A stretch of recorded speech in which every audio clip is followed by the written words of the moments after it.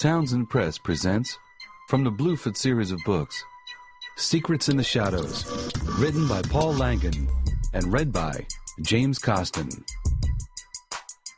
Chapter 1. Roylin Bailey flipped on the bathroom switch and yelled, "Mom, that switch still don't work. Didn't Tuttle fix it yet?" Psh, this dump is falling apart. "Roylin, that man don't do nothing around here. All he wants to do is go out to that racetrack and bet on horses. He keep gambling even if the ceiling fell down on us. Yesterday I had to wash the baby in water I heated on the stove 'cause we don't have enough hot water to fill a teacup," Mrs. Bailey called back.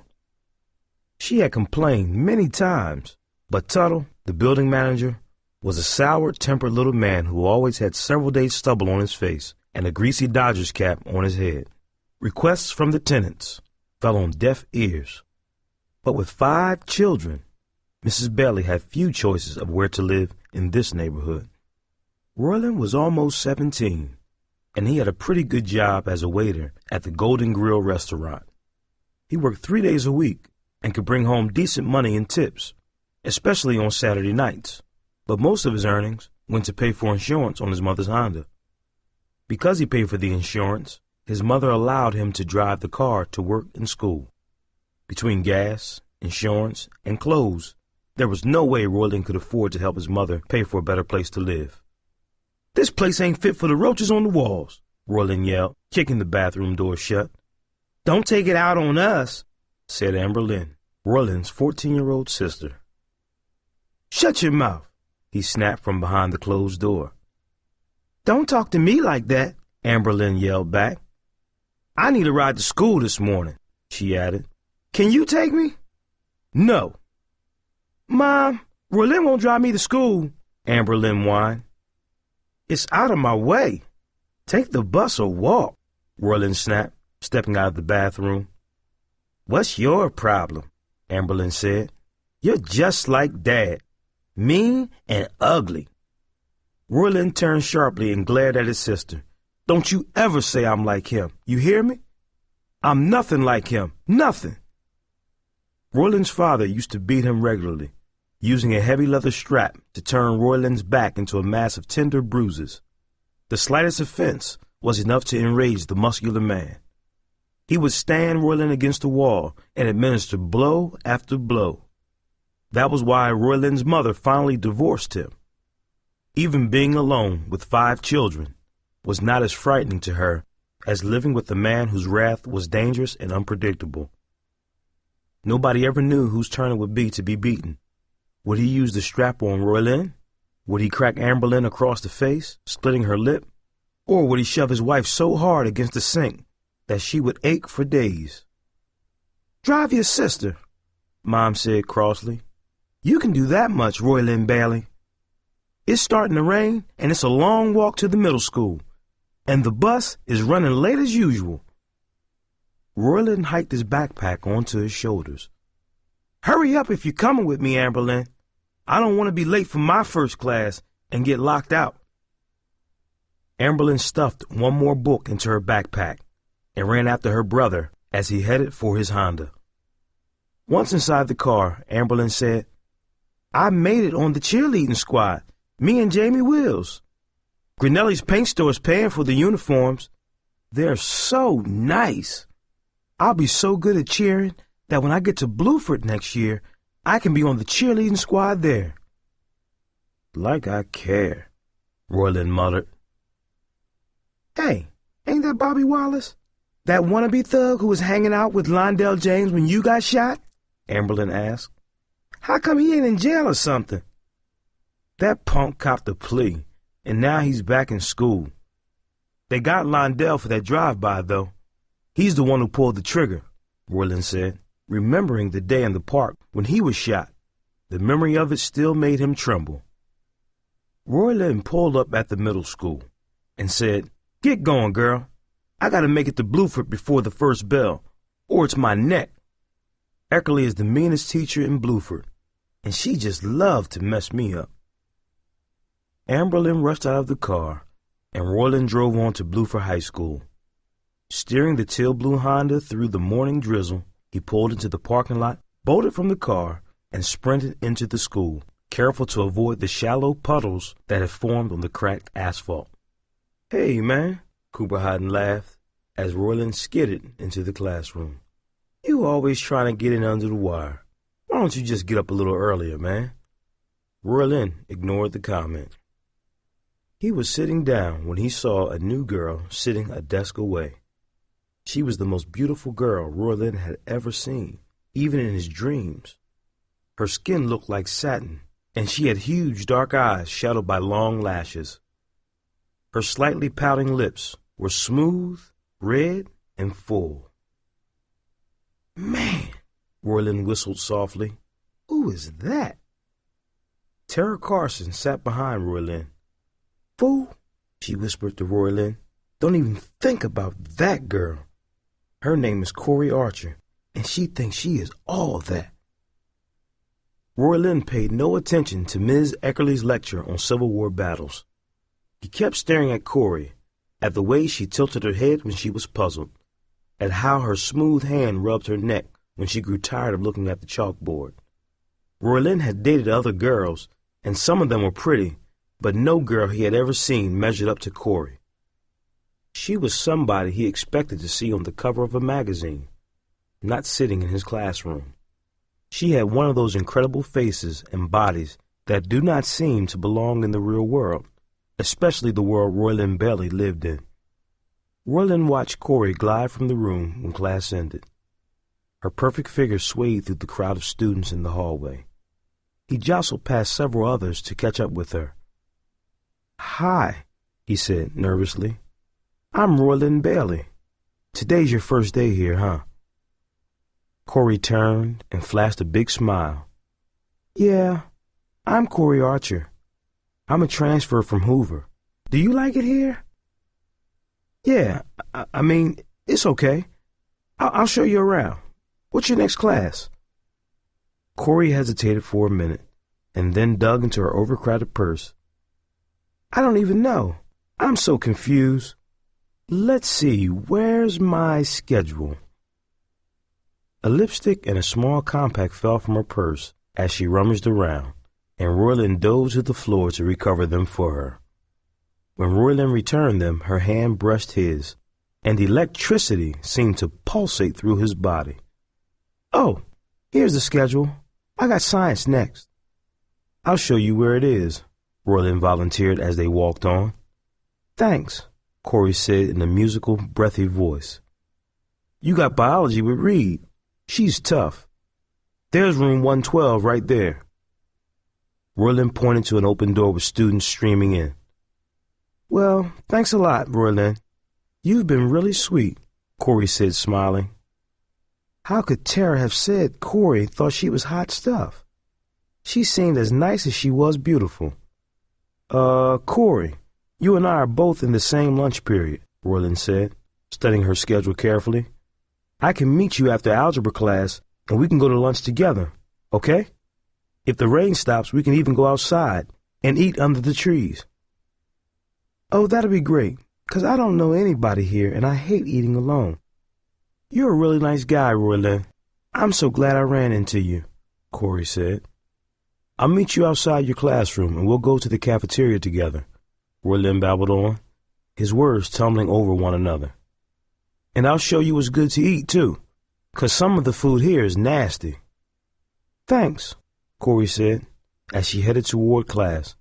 She paused at the door and gave Roylin a little wave before disappearing into the lab classroom. This can't be real, Roylin thought.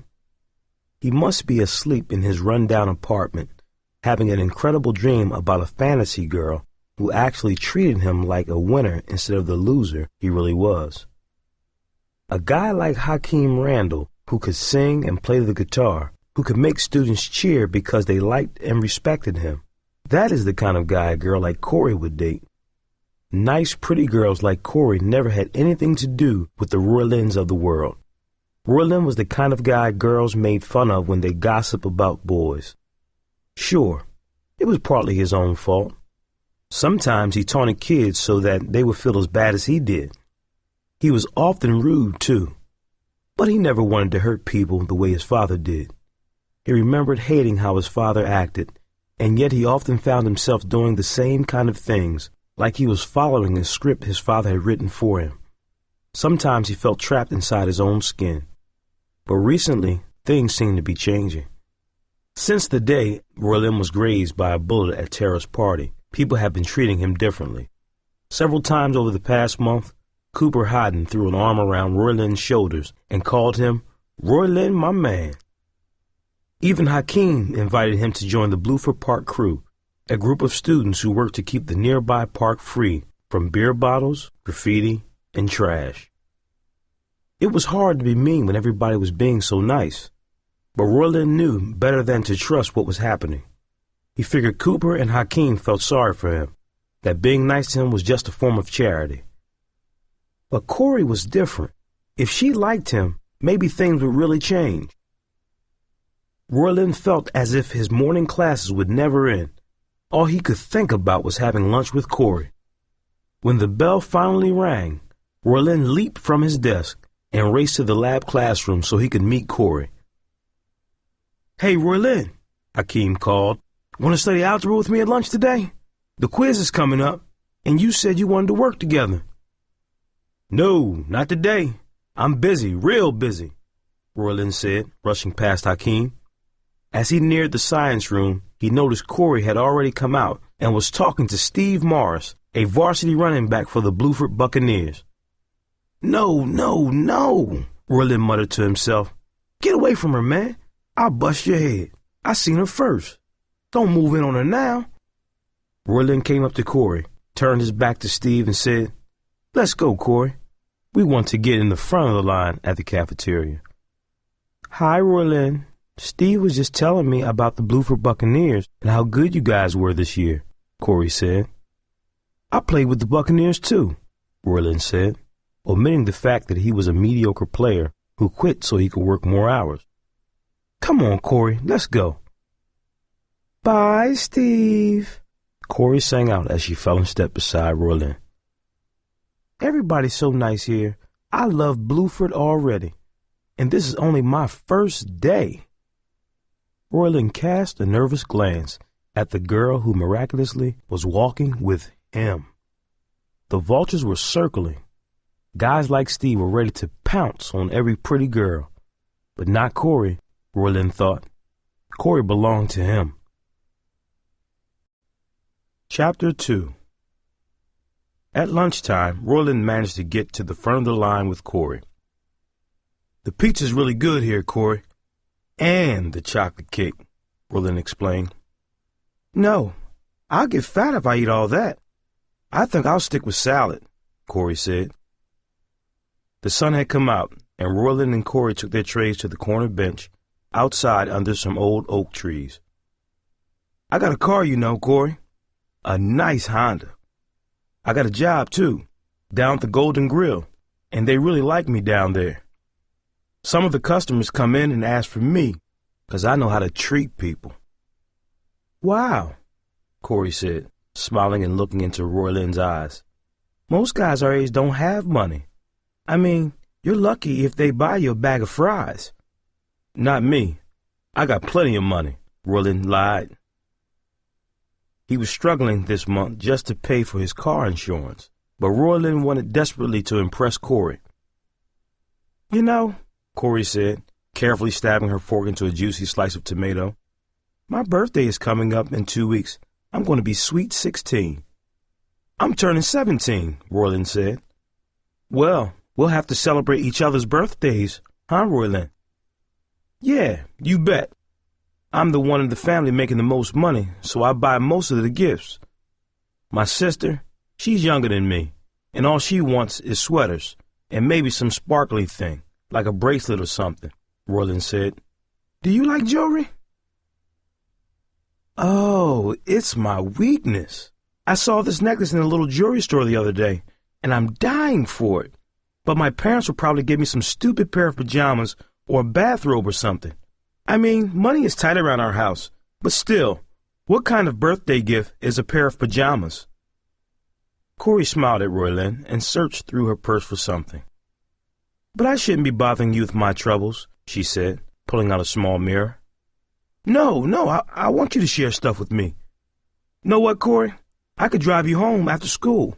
Maybe we could stop at the jewelry store, and you could show me that necklace. I mean, it'll be fun for me to see what kind of things you like, you know? Oh, Roylin, it's so beautiful. I mean, you would not believe how beautiful it is. I'm telling you, it's just the most incredible necklace I ever saw, Corey said, the light on her face. During study hall that afternoon, Roylin figured out his budget on a pad of paper. He had $600, and his car insurance payment would take all but $50. That was how much he could spend on Corey's birthday gift. Roylin bought sparkly little pins for his mother for under $5. It would be no problem to get the necklace for $50, but if it was more, maybe Roylin could borrow some money from his mother. Or maybe he could get it from old Ambrose Miller, who lived in the same apartment building as the Baileys. Roylin and Mr. Miller went way back. As a boy, Roylin looked at Mr. Miller as the closest thing he ever had to a grandfather, somebody who really cared about him. From time to time, Mr. Miller slipped Roylin money, even a $20 bill for doing chores. Roylin's brain was spinning. If he got the necklace for Corey, she would almost belong to him, he thought. It would not matter how many better-looking, smoother guys came along to hit on her. She would owe it to Roylin to be his girl. Suddenly, a sick and painful memory rushed into Roylin's mind, sneaking up on his thoughts like a mugger. Dad always talked about owning people. He would stand in the kitchen, screaming at Mom, "You're my woman, you hear me? You're mine. As long as I'm the one out there busting my butt to keep food on the table, I'm making the rules, and you'll do what I say." He would grab Mom by the arm and shake her real hard. For days afterwards, Mom would be very careful not to wear short sleeves, because she was ashamed of the dark bruises. Roylin felt sick as he sat at his desk. He never planned to treat people like Dad treated Mom and the kids. A few times, Roylin shoved Amberlynn in anger, and even once spanked the boys. But he made up his mind right then that he did not want to do that again. He did not want to be like his father. He hated that man so much that he could taste it, the way you taste onions long after you have had them. After school, Roylin took Corey to his car. "Oh, what a nice car," Corey said. "Our car is some ratty old van. I'm so embarrassed to be seen in it." As Roylin drove from the school parking lot, he saw Hakeem, Darcy, and some other Bluford kids watching him. He imagined they were all probably racking their brains right now, trying to figure out how Roylin Bailey, the loser, got the most beautiful girl at Bluford to ride in his car. "Look at me now," Roylin thought. He grinned and waved proudly. "Where's the jewelry store, Corey?" he asked. "It's in the mall. I can't wait until you see this necklace. It's fit for a princess. Someday I'm going to have it," Corey sighed. "You are a princess," Roylin said. Roylin could not believe how nice it was to be out with Corey.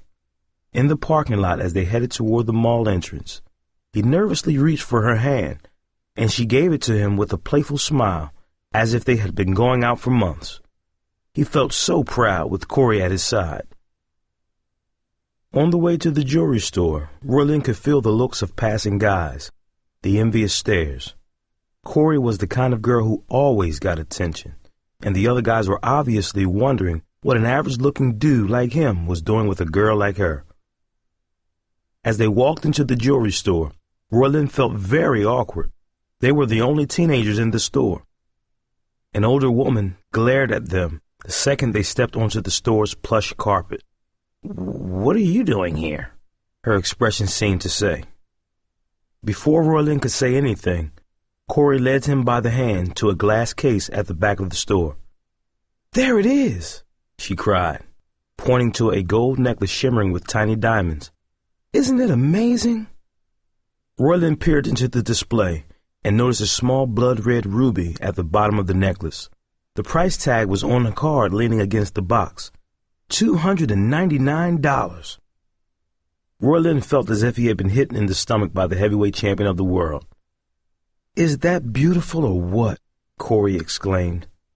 Roylin heard himself chattering, saying stupid things like, "Don't be surprised if you get the necklace for your birthday, Corey." It was like his mouth was not connected to his brain anymore. Where was he going to get $300? "Roylin," Corey cried, "we hardly know each other. Don't be silly. I didn't bring you to look at the necklace so you could buy it for me." But Corey was smiling and giggling as if that was just what was on her mind. Roylin realized he had stupidly bragged about all the money he had.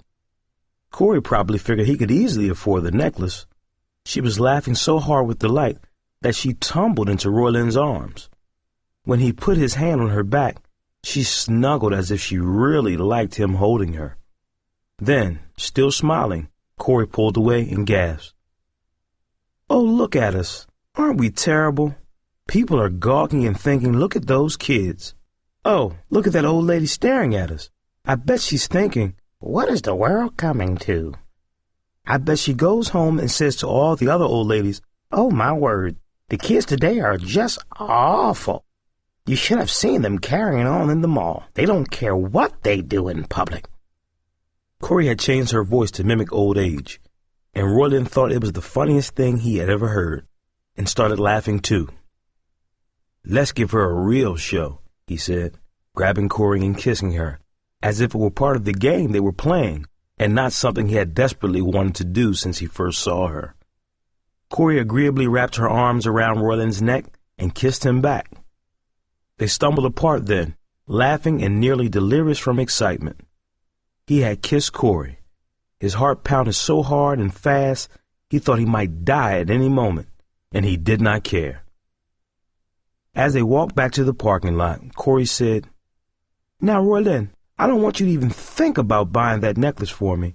I would feel terrible if you spent all that money." "I got a lot of money, Corey," Roylin lied. I'm always getting expensive jewelry for my mom. What good is money if you can't spend it on making people happy?" Roylin knew the truth was that his mother was lucky if he bought her a $7 box of candy for her birthday, or maybe even a cheap piece of costume jewelry. "Roylin, you are something else," Corey exclaimed. After dropping Corey off at her apartment, in a building as dismal as the one he lived in, Roylin rushed home. He needed to lay his hands on $250 really quick. He had all but promised to buy that necklace for Corey, and if he went back on his promise, he would be a liar in her eyes. He could not bear to even imagine that. "Mom," Roylin said, finding his mother in the kitchen, "I need a loan. I'll pay you back and everything. But a loan? How much?" Mom asked, checking on the macaroni casserole. Like 200 and something," Roylin said. Mom turned, her hands pressed to her cheeks. "Oh, my Lord. You're in trouble, aren't you, boy?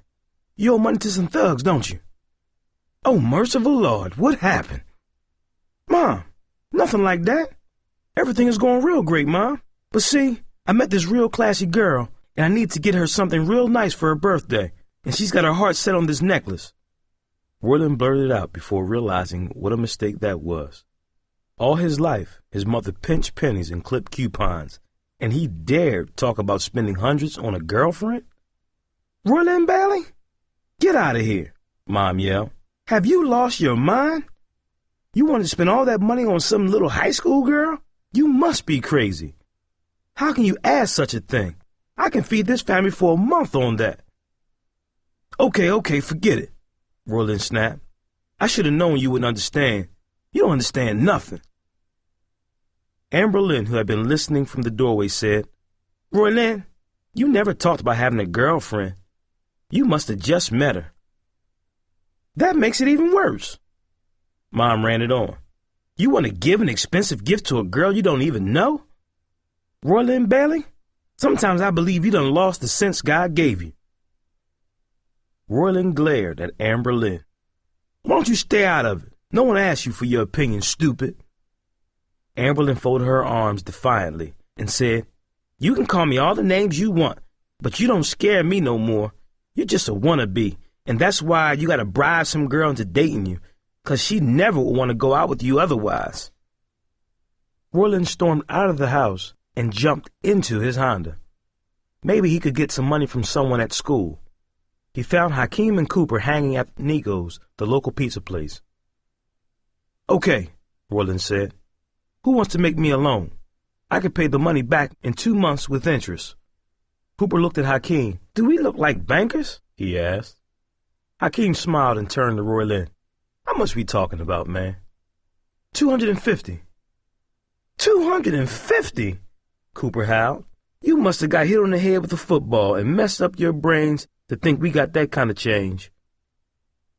"What are you needing that kind of money so fast for anyway?" Hakeem asked. "You must be pulling down at least a couple hundred a month at the Golden Grill, aren't you?" "Yeah, but the car payments and the insurance is killing me," Roylin said. "It's eating me up and I need cash bad." "If we're talking about $5 or something, I'd give it to you in a minute, man," Cooper said. "I could give you 10 maybe, but that's a strain," Hakeem said. "I don't need no chump change," Roylin snapped, stomping out of the pizza place. "What am I going to do?" Roylin asked himself as he ran back to his car. He had to get the money for Corey's necklace. He had to. Chapter 3. Guys in the neighborhood made easy money selling dope, but Roylin knew which direction that street was going. Straight down. He never wanted to be the one standing before the judge wearing steel bracelets. Roylin's father did time twice, and each time he came out meaner and more useless than before. Roylin wanted no part of that. There was only one way to get the money he needed. He had to ask his neighbor, Ambrose Miller. Mr. Miller surely had the money. Roylin knew his leather wallet was always stuffed with cash, and he never went anywhere to spend his money. On most days, he sat in his worn, overstuffed chair, watching TV and nibbling on cookies. He explained many times why he refused to keep his money in a bank. "When I was young, them banks all went belly up, and no one could get their money. If that ever happens again, I'm going to be okay. And you will too, boy. I'll make sure of that," he once told Roylin. When Roylin was small, he and Mr. Miller were very close. Mr. Miller had a collection of tiny race cars, and he would always bring them out so Roylin could play. As a boy, Roylin spent many afternoons pushing the cars through the little living room and hallway in Mr. Miller's apartment. Since he started working, Roylin did not visit the old man as much, but he knew if there was anyone he could turn to in a tight spot, it was Mr. Miller. Roylin returned to his apartment, wondering how he would explain things to his old friend. He had never asked Mr. Miller for anything, and he felt strange doing it now. In recent weeks, Tuttle, the building manager, had complained about how Mr. Miller was going senile and that he did not take care of his apartment. Once, Tuttle even threatened to send a letter to Mr. Miller's out-of-state daughter, saying that the old man should be put into a nursing home. But no matter what Tuttle said, Mr. Miller always seemed fine to Roylin. He was sure that if he told Mr. Miller about Corey, his old friend would try to help him. Roylin walked down the long hallway towards Mr. Miller's apartment. He was startled by Tuttle, who was emptying trash nearby. He cackled when he saw Roylin stop at Mr. Miller's door. "What are you going in there for? He got no sense, old as he is. He just sits in the chair. I think he's demented. Wonder why he don't die. What good is a demented old man like him anyway?" Tuttle moved on then, still cackling, and dragged a large bag of trash behind him. Roylin knocked gently on Mr. Miller's door. The old door slowly creaked open. Roylin could see Mr. Miller asleep in his chair. The TV was blaring loudly. "Mr. Miller," Roylin said as he came into the room, but the old man slept on, snoring with an occasional burst of sound that shook his frail body. Roylin glanced at the end table and saw the wallet by the lamp. There it sat, bulging with the money that Roylin so desperately needed. If Mr. Miller were awake, he would surely want to help Roylin out. What good was the money to him anyway? Shaking, Roylin picked up the fat wallet. He drew out some bills, 50s, 20s, 10s. Roylin began to count them out. He took 2 50s, 5 20s, and 5 10s. There was more in the wallet, but he did not take any more. "I'll pay you back, Mr. Miller," he whispered. "It's not really stealing," Roylin thought as he took the money, "just borrowing from a friend." And yet as he turned to leave Mr. Miller's apartment, Roylin was deeply ashamed. Only the image of Corey flooding through his mind could have made him do this.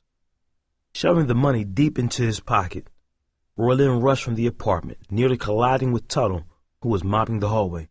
"Boy, watch your step," the little man growled as Roylin raced past him. Roylin ignored Tuttle's comment and sprinted out to his Honda. He had to purchase the gold necklace before someone else did. All he could think of was placing the sparkling chain on Corey's neck and hearing her scream with joy when he gave it to her. Once in the mall, Roylin dashed into the jewelry store and bought the necklace with $50 of his own money and $250 from Mr. Miller's wallet. "Well, you're certainly going to make somebody happy," the sales clerk said cheerfully. "I bet you worked long and hard for the money." Roylin had been smiling, but now his smile faded. Why did the clerk say that? Was it sarcasm? Did she suspect something? Roylin snatched up the box and hurried from the store. He felt entirely different than he had ever felt in his life. As he left the mall, he felt certain that people were watching him, judging him. Corey's birthday was on a Friday, and Roylin thought he would ask her out to dinner. He would wait until they finished eating, and then he would hand her the box. She would know right away what was in it, and she would be so grateful to Roylin that she would want to be his girlfriend forever. Roylin parked his Honda and headed for the apartment, the small necklace box hidden in his jacket pocket. He hoped no one in his family would ask him what he had been doing all evening. He was too excited and nervous to face anybody just now. Roylin was in luck. His mother had gone to bed early after a long day of work, and his sister did not seem to notice him creep into the bedroom. Quickly, he hid the tiny box under his mattress, undressed, and got into bed. As long as everyone thought he was asleep, no one would ask him what he had done since school ended. For hours, Roylin tossed and turned in his bed. Taking that money from Mr. Miller kept haunting him, no matter how hard he tried to forget it. Mr. Miller had always been his friend, his best friend, his only friend. The next morning, Roylin did not say much at breakfast. He kept thinking how thrilled Corey would be when she got her gift, and he kept wondering if Mr. Miller missed his money yet. As Roylin hurried from the apartment to go to school, he tried not to look at Mr. Miller's door with its chipped paint. Roylin consoled himself with thinking about how he would return the money. The minute he got paid, he would slip a couple of tens into Mr. Miller's wallet. Lately, the old man was often confused. He would just think he had mislaid the money, then little by little, Roylin would pay it all back. Then, he would not be a thief anymore. All day at school, two emotions kept clashing in Roylin's head. He was full of excitement about the wonderful moments with Corey that lay ahead of him, and he was nagged about the guilt over taking the money from Mr. Miller. Roylin had often daydreamed in class, but today each hour passed by in a blur because he was lost in his own private world. The only time Roylin was able to focus was when he was with Corey. In history class, she sat next to him, and they scribbled little notes back and forth to each other. Roylin had so much fun he nearly forgot he was in class, until Ms. Eckerly warned them. "I hope you two have as much to write in your history reports as you do to each other," she said. A few kids in the class chuckled. Roylin did not worry. He had done most of the report already during a slow night at work. It did not matter anyway, he thought. He never got above a C on anything, no matter how hard he worked. Later that day, Roylin met Corey for lunch. He had to keep himself from telling her about the present he had gotten her. "So, what are you getting me for my birthday?" Corey asked playfully, smiling at him as he took a bite of pizza. Roylin could feel his heart flutter. He still could not believe how attractive she was and how great she treated him compared to other girls at Bluford. "I might have gotten a little something for you," he said, trying to act calm. "But you're going to have to wait." Roylin could barely stop himself from running home, getting the necklace, and giving it to her right then. He knew that once he gave it to her, he would have the girl of his dreams. "Roylin, I can't believe you're teasing me like this," Corey said, folding her arms across her chest. Can't you give me a little hint? She formed her lips into a perfect pout. I'll say this, Roylin began, full of pride. Once you see it, you're going to want to be my girl forever.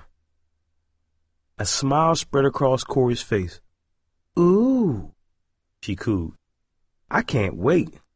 As soon as lunch ended and Corey left, Roylin's day again faded into a thick fog. The longer he was away from her, the more he became lost in his own thoughts of Mr. Miller. He could not wait to get home and talk to the old man to see if he missed his money. If he did not even notice it was gone, then the pressure to return it quickly would be off Roylin. But if Mr. Miller was really upset about the missing money, Roylin might even tell him the truth right away. At least then, Roylin thought, he would be honest with his old friend. Coming home that afternoon, Roylin noticed Tuttle standing on the sidewalk. I've been waiting for you, boy. You want to talk to me about repairing the busted light in the bathroom? Or about us having no hot water? Roylin snapped.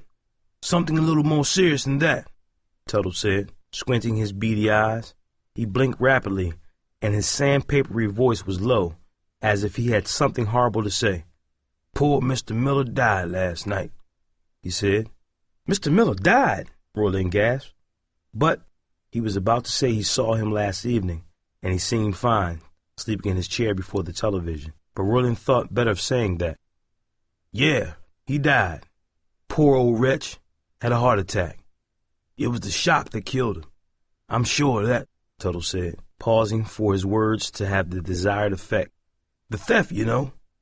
I don't know what you're talking about, Roylin cried, but a volcano of grief and guilt exploded within him. He woke up and found the money missing from his wallet.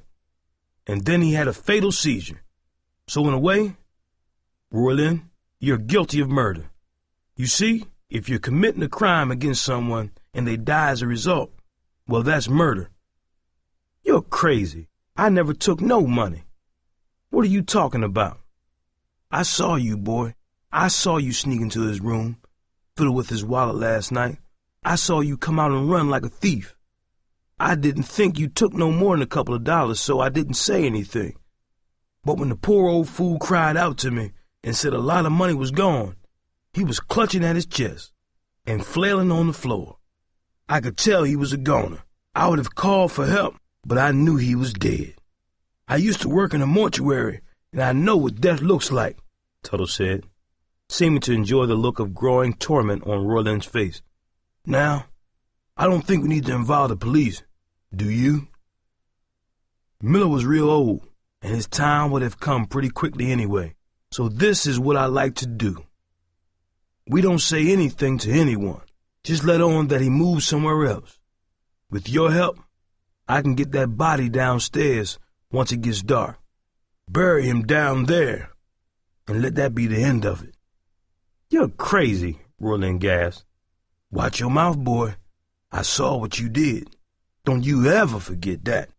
Only reason I'm willing to cover this up is I'm getting too old for all these chores around the building, and I'm expecting that out of gratitude for how I helped you hide your crime, you'll be helping me around this place. So take your choice. Do things my way, or we'll just call the police right now and tell them what happened. What do you say, boy? I don't want nothing to do with this, Roylin cried, backing away from Tuttle. I ain't burying nobody. Then I'll just call the police.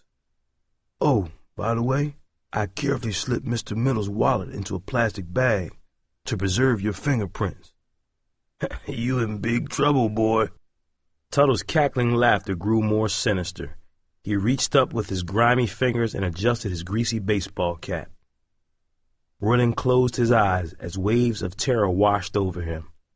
His father had talked a lot about life in prison, the horror of it. Roylin could not face being arrested, spending years in prison, having his whole future destroyed. Okay, Roylin whispered. What do you want me to do? Chapter 4. Just help me carry the remains down to the basement. The cement floor is thin in places. I'll break through it and bury old Mr. Miller underneath the building, Tuttle said. Stop talking about it, Roylin cried. Tuttle continued in a soft monotone. We'll tell the other tenants that Mr. Miller got sick and was taken off to a nursing home. I've been talking about that anyway, and some of Miller's old friends here know his daughter was planning to put him away. Nobody need be the wiser. I'll handle the Social Security checks that the postman leaves. We'll say Mr. Miller is much better off where he is, Tuttle added, his lips twisting into a thin, menacing smile. Roylin followed Tuttle to Mr. Miller's door. As they stepped into the apartment, Roylin started to tremble. What would Mr. Miller's body look like? Would his eyes be open? Roylin knew that if he looked at Mr. Miller's poor dead face, he would have that awful image imprinted in his mind forever. But when Roylin came into the familiar room, the body was already securely wrapped in a blanket and bound with twine. Mr. Miller's remains looked like nothing so much as a mummy. Think of it as just a heavy object. It'll be easier to handle, Tuttle advised as they picked it up. Roylin and Tuttle carried the body down the back stairs to Tuttle's basement apartment. Smells of stale cigarette smoke and garbage filled the basement. It was dirty and unkempt, like a rat's nest. It seemed a perfect home for Tuttle. Roylin felt as if he were going to be sick. Here we go, Tuttle said as they put the body down. I'll bury it. It may take some time, but don't worry about it. Old Tuttle will handle the messy details. I still can't believe he died like that, said Roylin. It seems... He was just a crazy old man, Roylin. Don't worry about it. He was a nuisance to himself and everyone else. Tuttle reached out to put a consoling hand on Roylin's arm, but Roylin jumped back as if the venomous jaws of a snake were about to clamp onto him. Don't ever touch me, he gasped. Have it your own way, boy, Tuttle said, a sneer turning his lip and revealing a gap-toothed smile. Pleasant dreams. Roylin turned and fled from the room, running for the stairs with Tuttle's awful laugh trailing him like acrid smoke. When Roylin came into the apartment, his mother glared at him, her arms folded. Where you been? You were supposed to be here right after school to babysit your brothers, remember? Now I'm going to be late for work. In shock about Mr. Miller's death, Roylin had forgotten that this was the one night each week that he and Amberlynn had to babysit their 3 younger brothers, Antoine, Chad, and Lonnie. Some nights, Darcy Wills or Tara Carson came over to help watch the kids. You better have a good excuse, boy. I know you ain't working tonight, so where you been? Just leave me alone, Roylin shouted, heading for his bedroom. His mother stood in the hallway, blocking his escape. Don't talk to me in that tone of voice, boy. What's the matter with you? Mom, just get off my case, Roylin yelled, dodging around her and running down the hall. Every day you get more and more like your father, she yelled after him. Roylin slammed the door of his room. His mother's words haunted him. Maybe she's right, he thought. Screaming and slamming doors were common when his father was around. Now he was doing the same thing. Through the thin walls of the apartment, he could hear the sound of his youngest brother crying. The loud door slam must have awakened him. Lying on his old mattress, Roylin felt more alone than he had ever felt in his life. From the living room, he could hear the muffled voices of his mother and sister. They must be talking about me, he thought. He tried not to think of what they would say if they knew about Tuttle and Mr. Miller. After the talking stopped, he heard the dull thud of the front door closing. His mother had left for work. In the silence of his bedroom, Roylin remembered the package he had placed under his mattress the day before. Roylin quickly reached down and grabbed the small box. Carefully, he opened it and gently lifted out the necklace. The gold glimmered in the dim light of his room. If Corey had not wanted this necklace so badly, Roylin would not have gone to Mr. Miller's room and caused his death. But Roylin could not be mad at Corey. She was so beautiful, so sweet. Just thinking of her began to cool the fever of his anxiety. But then he remembered carrying Mr. Miller's body down to the dreary basement. Poor Mr. Miller. He always treated Roylin right. Roylin never would have hurt Mr. Miller, not for anything. But he did, and now there was no way to take it back. Roylin slammed the palm of his hand against his forehead. He felt as if he had been trapped in a horrible dream, It did not seem possible that Mr. Miller was dead, and Roylin had caused it. But it's all real, Roylin thought, struggling to push the image of Mr. Miller's wrapped body out of his mind. Roylin closed his eyes and tried to bring Corey's beautiful face to life before him. He tried to imagine how she would look when she first laid eyes on the necklace, how she would scream with delight. Roylin finally fell asleep thinking of Corey, but he dreamed about Mr. Miller. In his dream, he was a small boy again, 9 or 10, and he was in Mr. Miller's apartment. The two of them were playing with the tiny cars. Roylin felt so safe and happy there. Mr. Miller was like an ever-patient, doting grandfather one minute and like a little boy the next.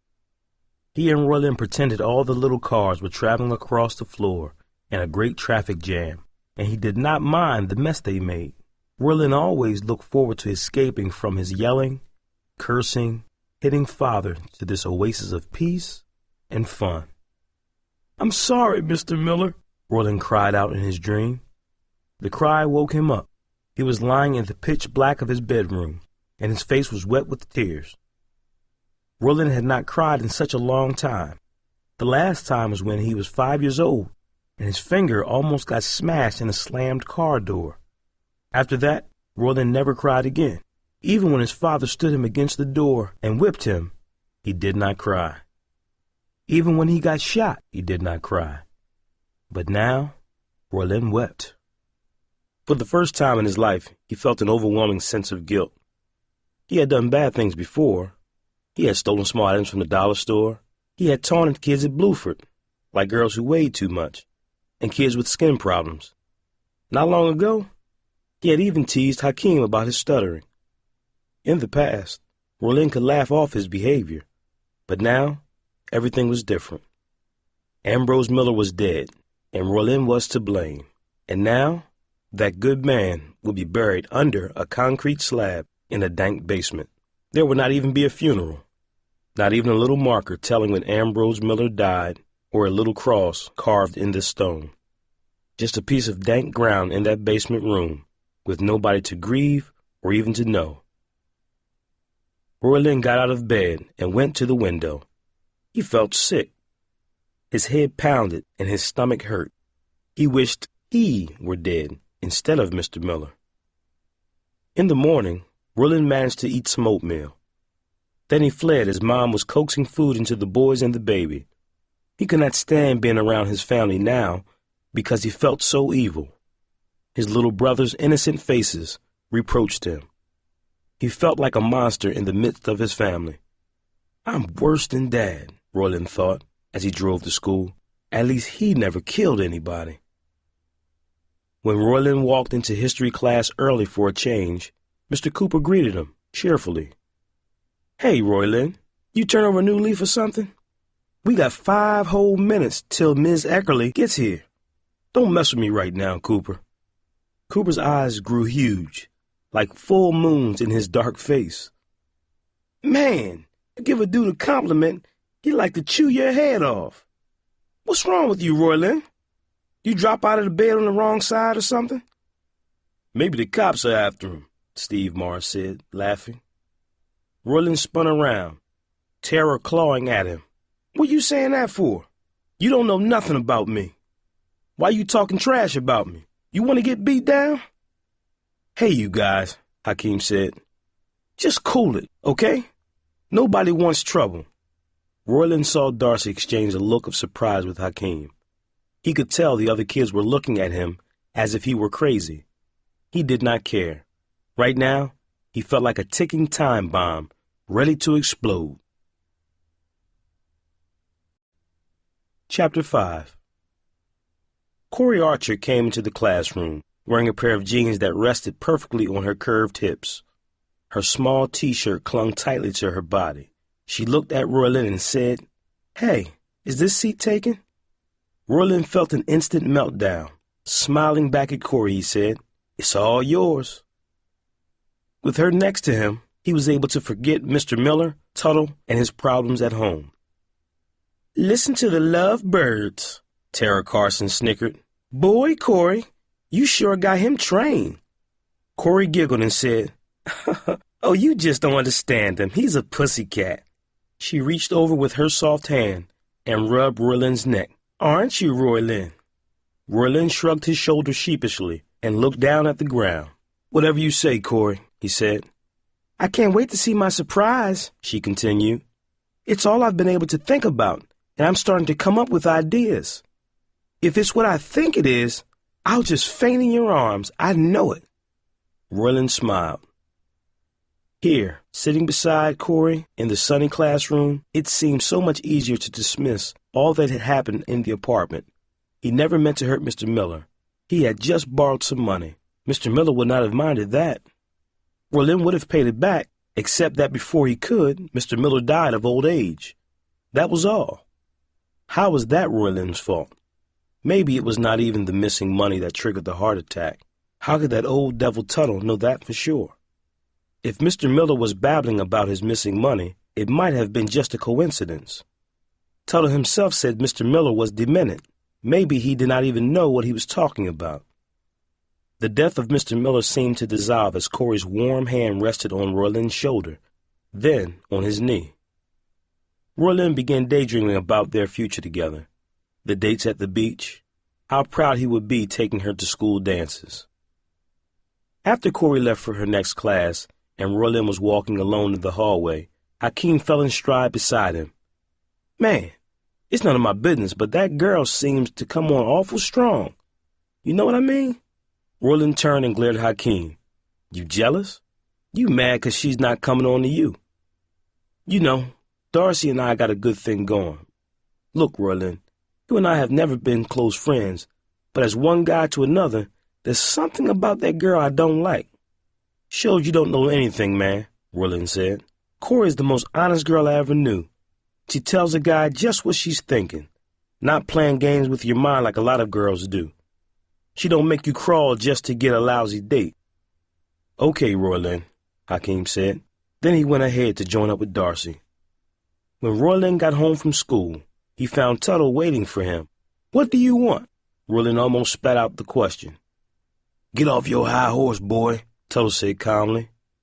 "My arthritis is kicking up, and the first and second floor hallways need mopping and shining. Folks spill drinks, stuff like that. Some tenants are giving me trouble about the dirty hallways, so why don't you take care of that for me?" "What?" "Listen, Tuttle, I gotta work tonight. I gotta be there at 5:30. Tuttle looked at his watch. "Well, that means you best start cracking, boy. It's 4 o'clock, and you need to shine up 2 long hallways real fast if you want time to grab some dinner." "I can't do no work for you right now." "You—" Roylin began, his anger boiling over. "Watch it, boy," Tuttle warned. "I'm going to have to work very hard burying our friend Ambrose. The cement has to be cracked, the dirt is hard, and I want to go deep enough. I just don't have time to do the halls, too. Now, if you prefer, I could just call the police and tell them what happened, and—" Okay. I'll do the halls," Roylin snapped. "That's better. By the way," Tuttle added, "I thought you might want this. Mr. Miller told me how much you like this one." He handed Roylin a matchbox. Roylin took the box reluctantly from Tuttle's grimy hands. He slid the container open and gasped when he saw the tiny Porsche he had so often played with. Roylin threw it back at Tuttle, and it landed on the floor between them. Tuttle smirked, stooped, picked it up. "The guilt is eating you alive, isn't it, Roylin? I used to be like that. When I was very young, before life hardened me, the guilt would gnaw at me too. Don't worry about it. As time goes by, you'll care less. You'll be able to remember Ambrose Miller and laugh at what a useless old fool he was." "Just shut up," Roylin cried. "Don't say anything. Just get out of my sight, okay? I'll do the floors, and then you leave me alone, okay?" Tuttle stood there for a moment, smiling, seeming to enjoy Roylin's misery. Roylin rushed through the job of cleaning and waxing the hallways. Amberlyn saw him when she came home from school and asked, "What are you doing, Roylin? Are you Tuttle's assistant now?" "Girl, can't you just shut up for once?" Roylin yelled. "Why are you being so mean?" Amberlyn challenged. "I hate you so much. You're just like Tuttle, I wish he would adopt you so you can go live down there with him in the basement. Roylin snapped. Mr. Miller's death, Amberlin's harsh words, and her angry face were too much. Instantly, all his thoughts dissolved and were replaced with a blind, mind-numbing rage. In one quick motion, he grabbed the bucket of dirty, soapy water and poured it on his sister's head. "Roylin!" Amberlin screamed.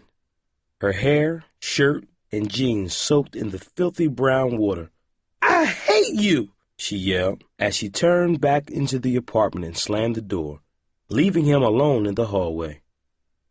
When Roylin cleaned the spilled water and put the mop away, he returned to the apartment. His mother confronted him as soon as he walked in. "Roylin Bailey, what has gotten into you?" she yelled. "Don't ever touch your sister, you hear me? Don't you ever.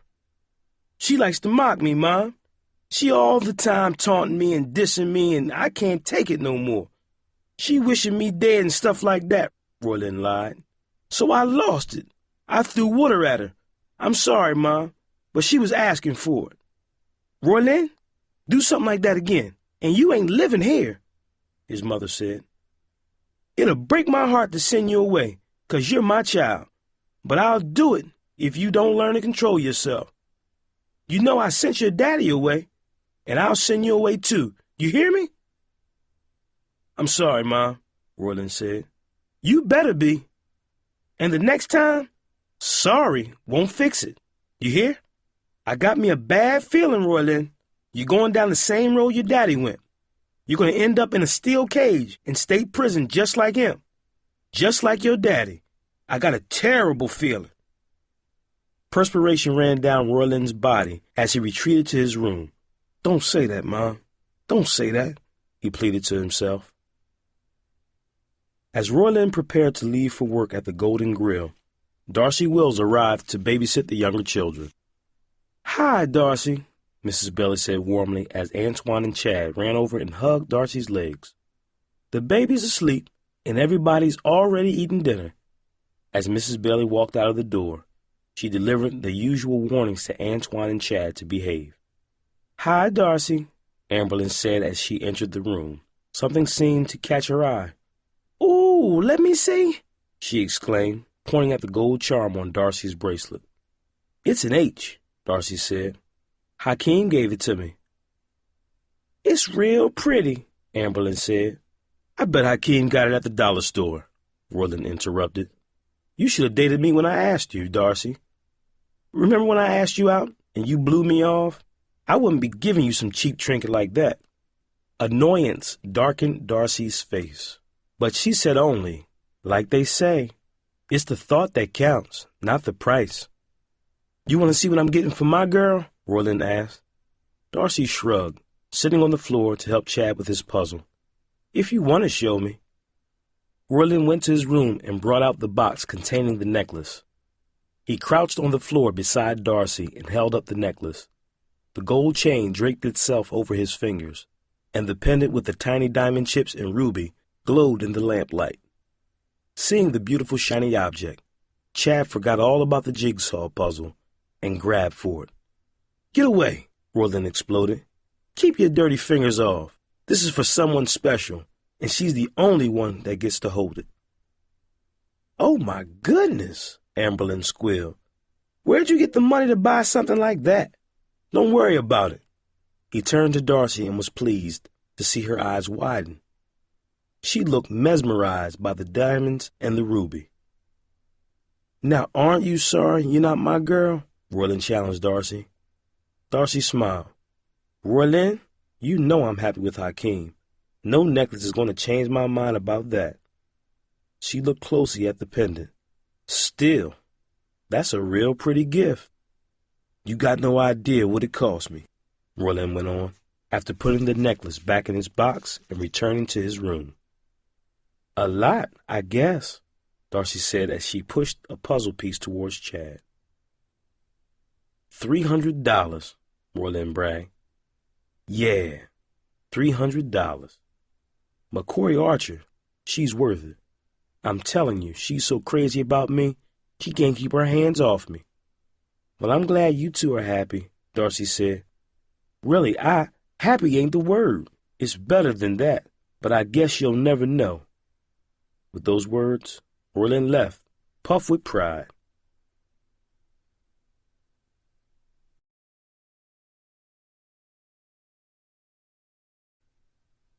Chapter 6. The following afternoon, Tuttle was waiting for Roylin again when he came home from school. "Man, I wish you'd leave me alone," Roylin snarled. "Somebody's got to clean out the old man's room so I can rent it to somebody else. The landlord is screaming for a new tenant. You don't make money on an empty apartment," Tuttle said. "I just about finished breaking the cement, and I scratched the soil a bit. But I'm a long way from making a hole big enough to bury a body. I need you to clear the room." I can't go in there," Roylin stammered. Tuttle straightened his dirty baseball cap. "Just clean up the mess. I'll get rid of the little cars, but he left a lot of junk, papers, clippings, and letters. Just bundle it all in trash bags, and then tidy things up. Shouldn't take you more than an hour." "I told you," Roylin repeated. "I can't go in there." "Well, then, would you like to come down to the basement and dig the grave, boy?" Tuttle asked, a mocking smile on his face. "It's either that or tidy up the room." "Okay," Roylin whispered, fighting waves of nausea that swept over him. Roylin went into the apartment he had entered so many times before. Filled with the aroma of vanilla air freshener, the room still smelled as if Mr. Miller had never left.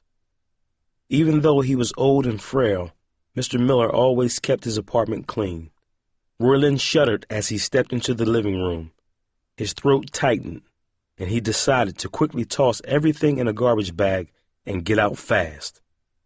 The carpet where Roylin and Mr. Miller played with the little cars was now faded and worn. Roylin stared at the geometric patterns and remembered driving the toy cars along the rug's shapes and lines many years ago. Over in the corner were piles of newspapers. Mr. Miller loved to read. Roylin got rid of the newspapers quickly, and then he tackled the closet. Mr. Miller's clothing was gone. He did not have much, just a few shirts, a few pairs of pants. Tuttle probably put the clothes in a dumpster. Roylin remembered it then. The cardigan sweater he had bought from Mr. Miller the Christmas Roylin was 11. Roylin saved money from his odd jobs and went to the thrift store and got Mr. Miller a nice cardigan sweater with a red and white pattern on it. How touched Mr. Miller had been by the gift. How proud Roylin felt to give it to him, even though it was only a used sweater from the thrift store. It was the one gift Roylin gave that meant more to his old friend than anything else. Roylin felt his chest tighten. At the bottom of the closet were old shoe boxes where Mr. Miller kept odds and ends. He called the boxes his treasure chests. He would often take out a treasure, such as a yo-yo or stopwatch, for them to enjoy. And around Christmas, he would always give Roylin something from his boxes. Sometimes that was the only gift Roylin got. Roylin was tempted to toss the boxes into the plastic garbage bags, but something stopped him. His hands trembled as he opened one of the boxes and found a bundle of greeting cards tied with rubber bands. When he took off the bands, the cards fell into his lap. All bore children's handwriting. "To my friend, Mr. Miller, your friend, Roylin," most of the cards read. Some even had pictures drawn on them. Looking at them, Roylin felt as if something had driven a stake through his heart. Mr. Miller had saved all those stupid cards Roylin had given him. He saved them like they were important. They meant that much to him. The room turned black around Roylin, and he thought he would pass out. Suddenly, he was mumbling to himself, "I'm sorry, Mr. Miller. I didn't mean to make you die. I didn't mean to." Roylin remembered hearing once that good people go to heaven after they die, and then they can hear what people say on earth. Mr. Miller was a good man. He never hurt anybody. He delivered mail for 40 years, and he was married almost that long, until his wife died. He had a daughter, but she moved across the country and mostly ignored him. Mr. Miller was the closest thing Roylin ever had to a loving father. He was the one man who kept Roylin from being totally alone during the violent and frightening years of his childhood. So Roylin hoped that Mr. Miller was somewhere good now and that he could hear Roylin's anguished voice. "I'm sorry, Mr. Miller. I'm sorry. Please hear me. Please forgive me. I didn't mean to make you die." Roylin grabbed the bundle of cards and stuffed it in a garbage bag. But then he stopped and drew it out again. Destroying everything Mr. Miller left would be like killing him all over again. Roylin shook as he put the cards in a separate bag, one he would not put out in the trash. Roylin put the contents of Mr. Miller's other treasure boxes in that separate bag, too. He saved all the little things that Mr. Miller valued, the cheap cufflinks, baseball cards, stupid little gifts Roylin had given him over the years. Then Roylin vacuumed the worn rug and did a quick wipe-up in the kitchen and bathroom. He rushed out and disposed of the trash, but he took the mementos upstairs to his room. He stuffed the bag in the back of his closet. As he did that, he heard a strange sound from the basement, like a metal shovel hitting the dirt. "I've been listening to that most of the day," he heard his mother complain. "Tuttle is digging down there. What on earth could that man be doing?" "Maybe he's fixing our pipes so we can have hot water," Amberlynn said. Roylin cringed. Tuttle was digging Mr. Miller's grave. That is what he was doing. Suddenly, Roylin felt he had to get out of the apartment. He did not have to work tonight, but he had to get away from the haunting sound. He stuffed the box containing the necklace in his jacket pocket. "Gotta see a man about a job," Roylin said before he took off. If he was lucky, he could get together with Corey. He had to be with her tonight. Seeing her would be the only thing that could make him feel better. He could not wait any more for some romantic dinner in a restaurant. He needed to see her. Roylin stopped at the payphone and dialed her number. He was relieved when she answered. "Corey," he said. "It's Roylin. Listen, I gotta see you tonight." "I just gotta."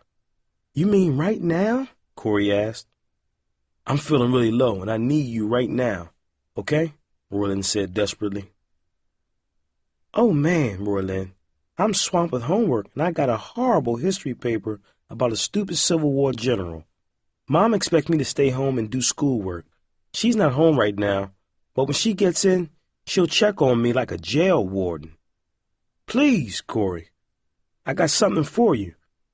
You won't be sorry," Roylin begged. "Well, okay," she replied. "If you pick me up and we just spend a little time together, I guess it's okay." "I'll be right over." He hung up the phone and ran to the Honda, his mind filled with the fantasies of how Corey would react when she saw the necklace. In all his excitement, Roylin almost forgot about the thud of Tuttle's shovel digging in the ground somewhere in the distance. Corey came running when Roylin honked his horn. She was wearing faded jeans and a beat-up black sweatshirt. But even though the clothes were old, she still looked fantastic. "Hi, Roylin," she said, getting in. "How come you're feeling so low? What's the matter?" "Nothing the matter now that you're with me," Roylin said. "I'll drive over to Nico's pizza place, and we can park there." "I'm not hungry, Roylin. I already ate dinner and I'm stuffed," Corey said. "You said you had something for me." "We'll just park and yeah, I have something for you." Roylin swerved into the far end of the nearby parking lot. He flipped on the light inside of the car and fumbled inside his jacket for the box. Slowly, he brought it out. "What's that?" Corey asked, her eyes growing huge. "What do you think it is?" Roylin asked. I don't know." "Oh, Roylin, you didn't, did you? Oh, my goodness. Let me see. Corey trembled with anticipation. Roylin held the gift box in the air, beyond her reach. Corey grabbed for it, laughing. Finally, her hand closed around it. She yanked off the lid, letting it fall to the floor of the car. Quickly, her hands were inside the box, eagerly pulling away the delicate cotton padding that covered its contents. When she saw the necklace, she screamed. The howl of delight filled the inside of the car. "Oh, Roylin! Oh, thank you!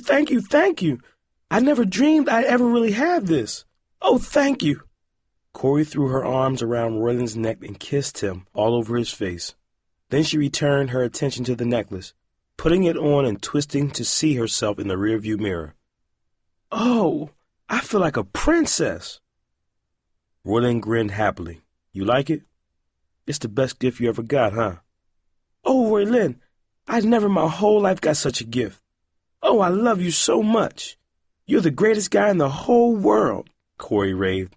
Hugging the necklace to herself, she kissed Roylin again, and for several minutes, Roylin felt more happiness than he had ever imagined. But then, Corey looked at her watch and said, "Oh no, my mom will be home any minute. If she finds me gone, she'll kill me." "It's okay. I'll drive you home right away," Roylin said. "We can be together this weekend." "Oh, Roylin, I love you," Corey cried. "Love you too, Corey." Roylin leaned over and kissed her as he drove. Once more, before she left the car, Corey kissed Roylin, but when he clung to her, she pulled away.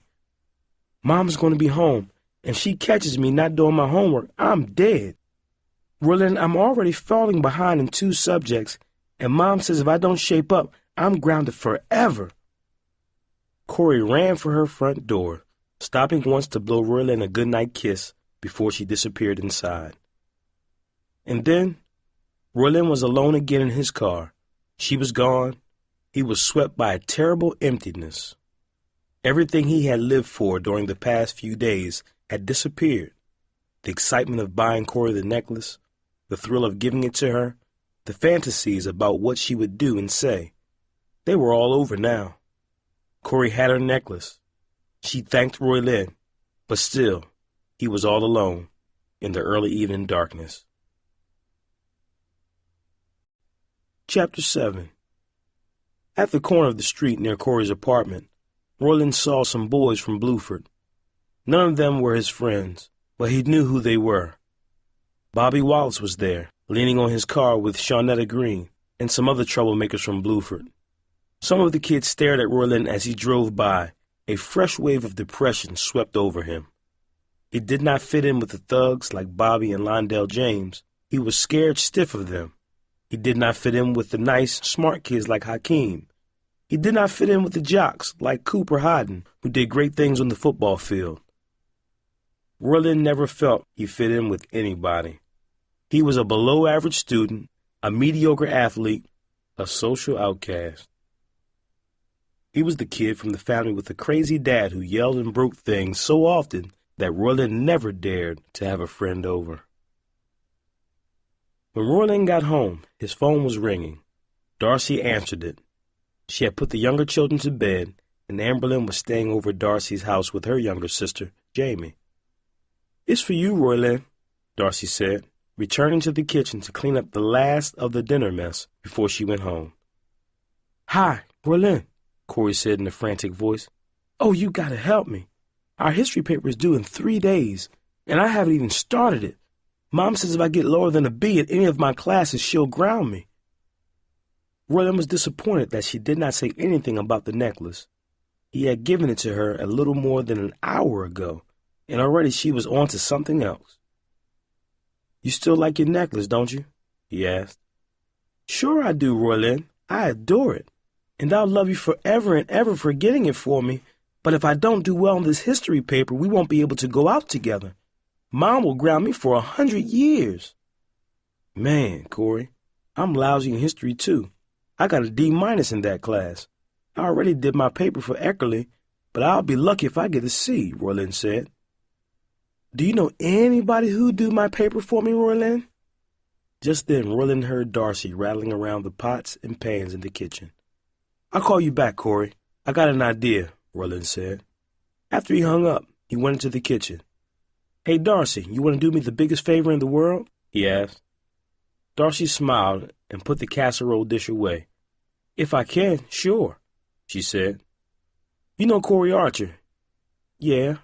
She's my girl now, and Eckerly has signed that huge history paper, and she just can't do it. You get good grades, Darcy. You could knock out that paper for Corey without any sweat," Roylin said. "I'd be glad to work with Corey tomorrow at lunch, and after school, too. I'll show her how I did mine, and—" "No," Roylin cut in. She needs somebody to do the paper because she's lousy at that kind of stuff. And this huge history paper is just impossible. All you'd have to do is write it up on the computer at school and put her name on it. Roylin, it's not a huge paper. It's just 3 pages. And I won't write it for her and put her name on it. We both get in trouble. Please, Darcy, you gotta do it for me. I got all kinds of problems, and if something goes wrong with me and Corey, I couldn't take it, okay? Roylin, tomorrow at lunch, I'll work with Corey, Darcy said. Me and Corey have lunch together. That's our time. I can't have her working with you. That's our time, don't you see? Darcy rolled her eyes. Roylin, are you crazy? What's wrong with you? You can spare 1 lunch hour with Corey. No. See, Corey can't do it. Listen, if I gave you the name of the general in the Civil War that she has to do the paper on, if you could just write up the paper, Darcy, I'd pay you. Yeah, I would. How much do you want? Roylin said. Roylin, there's no way I'm doing something like that. It's cheating and I'm not going to do it, okay? Darcy yelled, losing her temper. You're such a goody-goody that you won't do me this one little favor? Roylin pleaded. I'm not writing a paper and letting Corey put her name on it. Ms. Eckerly will bust us both. It's just not happening, Darcy said. Girl, I can't believe you, Roylin yelled, realizing that Darcy would not change her mind. Don't you ever ask me for a favor. Roylin returned to the hall and called Corey. Corey spoke excitedly when she heard his voice. Roylin, did you find somebody to do my paper? Listen, there's this girl who can help you write the paper. She'll sit with you and go over it step by step. She's really smart, and I know you'd be okay doing it if she helped you, Roylin said. Roylin, I just can't do it. I hate history. I can't write a decent sentence. I don't care how much help I get. Don't you understand? If I write the report, I'll flunk history. Roylin, I'm desperate, Corey cried. Relax, baby. I'll ask around tomorrow. I'm sure I can get somebody to do your report for you, Roylin promised. Okay. Oh, Mom's coming in. Bye. Roylin put the phone down slowly. Corey did not even say love you or anything. It was as if Roylin had never even bought her the necklace for $300. It was as if the thing he did, stealing from the poor old Ambrose Miller and causing his death, had been for nothing. Roylin would never completely forget what happened to Mr. Miller. It would remain a dark, painful shadow over the rest of his life, no matter how hard he tried to push it away. But he had convinced himself that the gift to Corey would cement their relationship so firmly that he would have this incredible girl in his life forever. And somehow, that would even things up. But now, he had the awful feeling that he was wrong. What if the gift was not enough? Maybe Corey desired the necklace in the same way a child wants a shiny ornament on a Christmas tree. And now that she had it, he thought, she might turn her attention to something else. But what? Roylin's mother came home and made small talk with Darcy for a few minutes. Then Darcy left, and Mom pulled off her heavy overcoat. It's so cold where I work. I'm just cold to the bone. Well, Roylin, you have a good day? Yeah, sure, Roylin lied. I'm tired, though. I'm going to go to bed. Roylin hurried to his room and closed the door. He fell into a fitful sleep and kept waking up all night, sometimes in a cold sweat. He thought he heard Tuttle chopping at the hard ground in the basement, trying to make a hole big enough to bury Mr. Miller. At school the next morning, Roylin looked for Corey. He found her talking to Steve Morris. What do you want? Roylin growled, looking at Steve. Roylin, Corey exclaimed. Steve is going to do my paper for me. Isn't that great? Roylin's heart sank. Now Steve would have a claim on Corey, too. You ain't smart enough to do Corey's history report, Roylin said. All you know is how to play football. You're just a jock, and all jocks are stupid. Look who's talking, Steve sneered. You're lucky you didn't get kicked off the team with the grades you got. I'm getting a B+ in history, and I know that's better than you. Before Roylin could respond, Corey cut in, putting her hand on his arm. Hey, Roylin, don't be mad. Steve is just doing me a favor. You do want me to pass history, don't you? You think you own Corey, Steve laughed, his eyes narrowing. Nobody owns anybody else. You better deal with that. Roylin glared at Steve Morris with hatred, but he did not know what to do about it. He turned and walked toward the history classroom. In a moment, Corey caught up to him. Please don't be mad, Roylin, Corey said. Girl, do you know what I went through to get that necklace? Ever since you got it, you ain't done nothing except treat me like garbage. Give me one reason why I shouldn't be mad, Roylin said bitterly. Roylin, I told you I loved the necklace. Anyway, you said you had plenty of money and that you're always buying expensive gifts. Was that a lie? No. It's just that I really went out of my way to get you what you wanted. And now it's like it never happened, Roylin said resentfully. You're hanging on Steve Morris and treating me like yesterday's newspaper. I'm not treating you that way, Roylin. I don't understand what's wrong with you. You know I need somebody to do my paper, and Steve said he would. I think that's very nice. What's your problem? Corey demanded. Roylin turned and stormed off, deciding to skip history. He got an excuse slip by telling the school nurse he felt sick. He could not sit in that classroom today, with Corey smiling at Steve. After history class, Roylin ran into Cooper in the hallway. Man, girls ain't nothing but trouble, Roylin fumed to Cooper. Cooper laughed. You just finding that out? You didn't figure that out in first grade? I gave Corey Archer this beautiful necklace for her birthday, and now she's flirting with Steve Morris, Roylin complained. It was not like him to discuss his personal problems with anybody. When he was hurting, he always tried to hurt somebody else. But Roylin hurt now more than he ever did in his life. Say what? Cooper gasped. You gave that new girl a necklace already? Yeah, and now she's dumping me for Morris. Man, Morris is smooth. He always got girls chasing him. If you think you can win her from Morris with some cheap jewelry, you got another thing coming, Cooper said. Coop, it wasn't cheap. I paid $300 for that necklace, Roylin said. What? Cooper gasped in astonishment. How much? $300. That's a month of tips at the Golden Grill, just so she can have that necklace on her neck, Roylin sighed. Man, you the craziest dude I ever met, Cooper replied. Tara Carson is my girl, and she'd do anything for me, and I'd do anything for her. But the most I ever paid for a gift for her was $20. We ain't talking just about any girl, Coop. This is Corey Archer. Have you taken a good look at her? She's the best. She's the sports cars guys dream about but never get to touch. Cooper shook his head. Know what, man? I wouldn't take 6 Corey Archers for one Tara Carson. You know what I'm saying? Tara's there for me, and she's always going to be. And she got heart. Roylin shrugged. Tara Carson was a big girl. She had a pretty face. But she could not compare to Corey. Coop, I'm telling you, my life is a mess, Roylin said with deep sadness. Hey, man, you ain't using, are you? Cooper asked suddenly. Drugs? No way. Are you crazy? Roylin exclaimed. Well, whatever's going on, just know I got your back. We're friends, yo. You hear me? Roylin could not believe what Cooper had just said. In his entire life, nobody except Mr. Miller had ever considered Roylin a friend. Roylin was deeply touched by Cooper's simple words. But if Cooper knew what he had done, he never would have called him a friend. Chapter 8.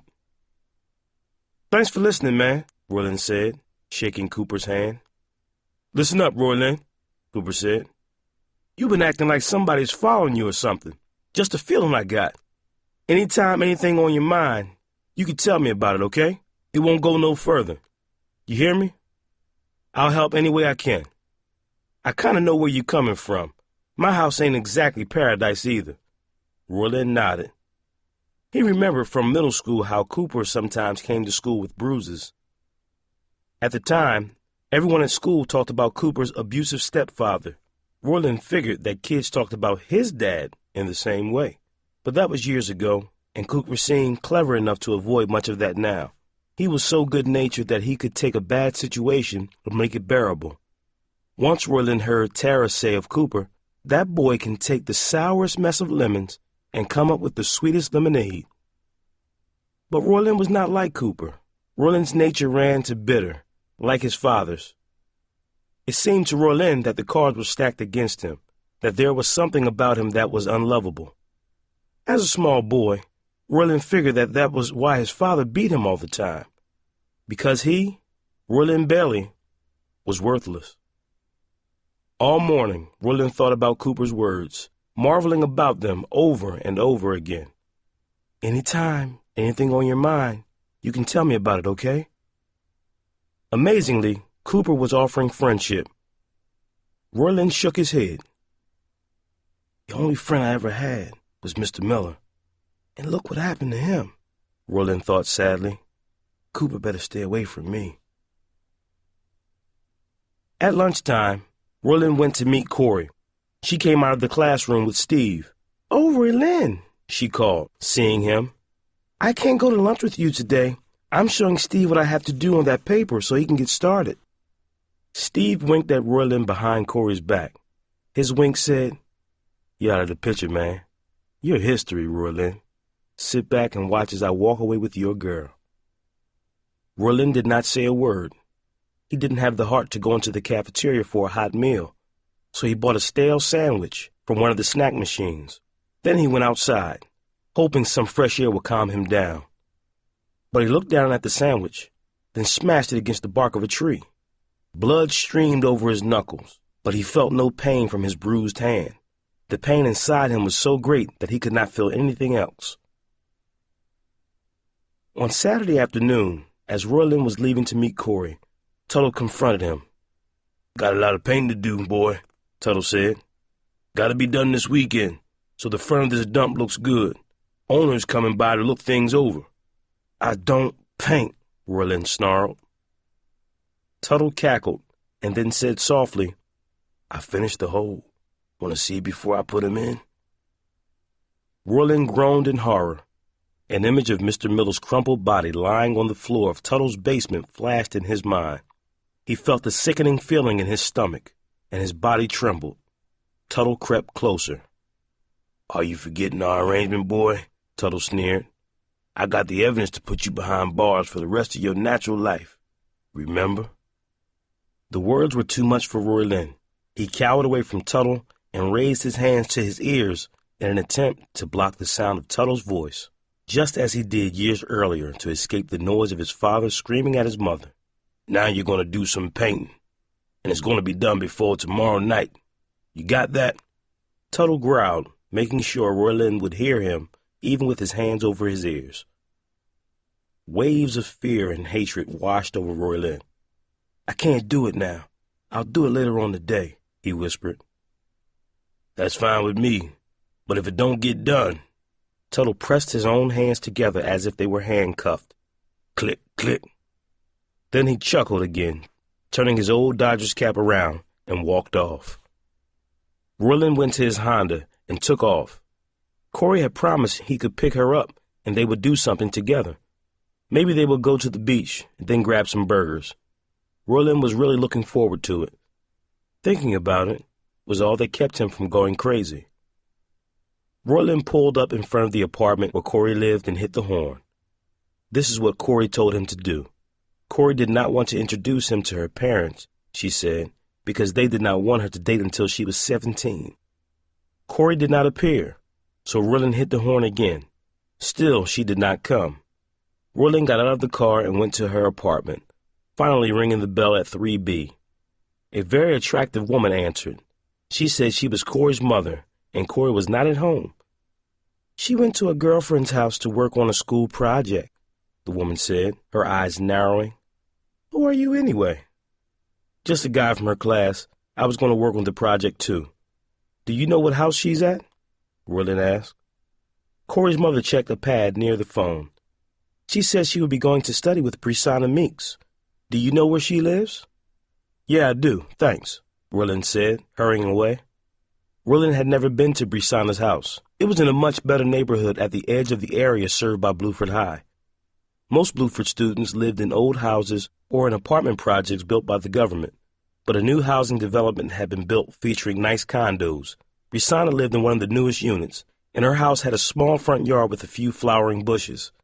As Roylin pulled up to the house, his mind was spinning again. Maybe Corey wanted him to meet her here, so her mother would not see him. But then why didn't she tell him that? Brisanna came to the door. She looked Roylin up and down with a clear distaste, as someone might look at a nasty bug on the wall. "What are you doing here?" she asked coldly. "I think my girlfriend is over here studying," Roylin stammered. "You know Corey Archer?" "Your girlfriend," Brisanna said, smiling at Roylin as if he were a 3-year-old kid who still believed in Santa Claus. "Would you just tell her I'm here so we can go?" "She's not here," Brisanna replied. "Yes, she is," Roylin argued. "Her mother says she was studying with you." Roylin tried to look past Brisanna into the condo. "Corey, I'm here." "Roylin, you are pathetic," Brisanna said. "Don't you understand that Corey told her mom she was studying here so she and Steve could go out? I mean, Corey's mom has no clue what Corey does. All she cares about is keeping Corey in the house. Anyway, Steve came and picked her up an hour ago." Roylin turned cold. He felt as if he was standing in ice water up to his neck. "Why are you lying to me?" he gasped. "Corey said we were going out this afternoon." Brisanna tossed her head impatiently. "Don't be stupid, Roylin. Just go home. Corey is my girl. She promised me we were going out together. She said she loved me. She said I was the greatest guy in the whole world," Roylin babbled. He knew he was making a complete fool of himself, but he could not help it. "Roylin, just leave, okay? There isn't anything between you and Corey. There never was. Corey's with Steve. I don't know why you even thought you had a chance with her anyway," Brisanna said. Roylin turned and ran back to his car. He did not completely believe Brisanna's story. How could Corey be doing something so cruel to him? The only way he would know the truth would be to find Corey and Steve together. He decided to drive through the neighborhood, searching for Steve's black Cavalier. Roylin sped away from Brisanna's and cruised past the hamburger and pizza joints for an hour, but he saw nothing. It was getting late, and he had to go home and do Tuttle's painting for him. Roylin was doing almost all the old devil's work now and getting nothing for it. Desperation and hatred grew in Roylin's soul like wildfire. He wished Tuttle were dead. He wished he were dead himself. Roylin was painting the front of the apartment building when Amberlynn came by. "How come you're doing all Tuttle's work now?" she asked. "I'm picking up extra money," Roylin lied. "Seems like you're working all the time. You must be getting rich," Amberlynn said. "Get lost," Roylin snapped. But Amberlynn lingered. "What's the matter with you, Roylin? You always had your bad moods, but sometimes you weren't so bad. Now you're mean all the time. You in trouble or something?" "Girl, I told you to get lost," Roylin said. "Roylin, everybody in the apartment is talking about how weird it was that Mr. Miller moved out so fast without even saying goodbye. Did he say goodbye to you? You were his friend, weren't you?" "Don't you ever shut up," Roylin snarled, slapping the paint on the boards and splashing himself. "But you were Mr. Miller's friend. How come you didn't say he was moving?" "I wasn't his friend." Perspiration began to run down Roylin's body. "I mean, not for a long time."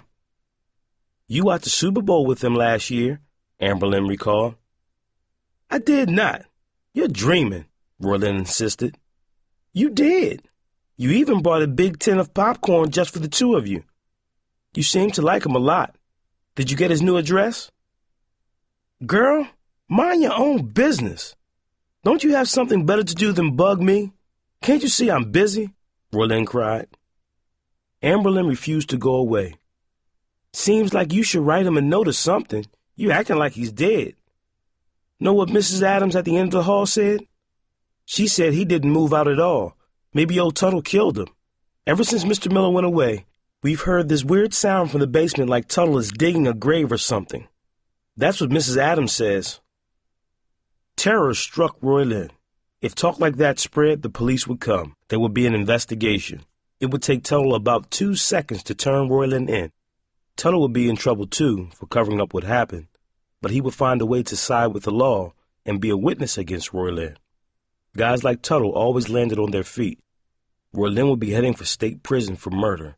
Being 16 did not count for much anymore. In murder cases now, you were tried as an adult, and you ended up in adult prison.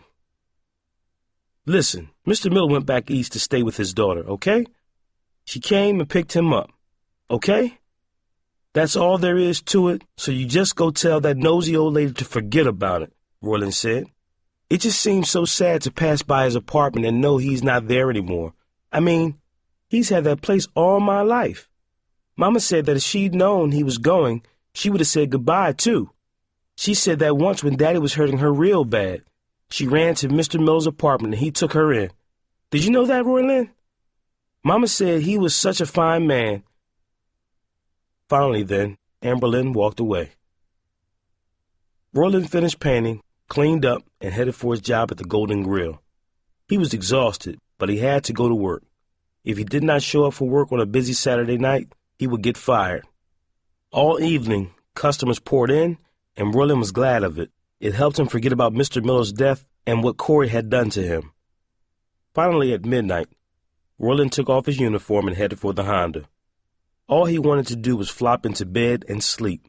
But as he drove through the darkness towards home, he spotted Steve Morris's Cavalier parked near a small Chinese restaurant in the neighborhood. Roylin's blood began to boil. Was it possible that Corey and Steve had been together all day and now were having a romantic dinner? At this hour? Roylin pulled into the parking lot some distance from the Cavalier. All the weariness he had felt earlier vanished as rage pumped him full of adrenaline. He waited, his eyes on the restaurant's red door.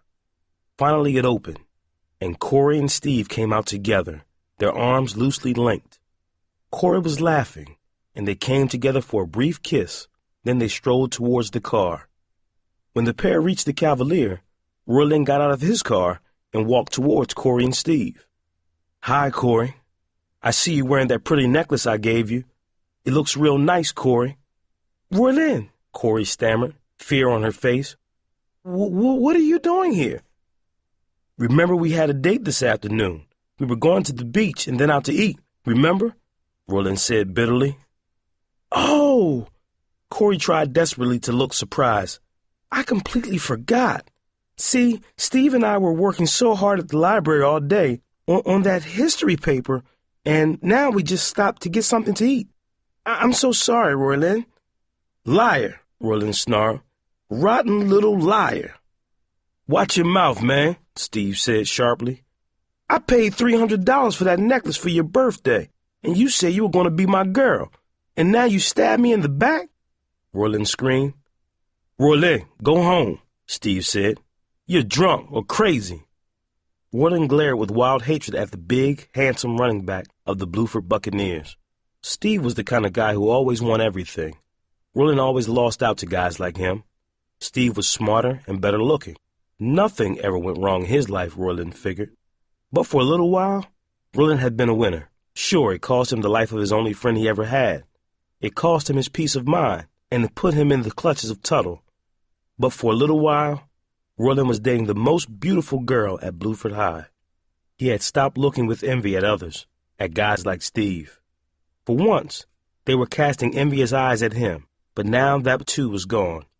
The fantasy was over. The natural law was back in place.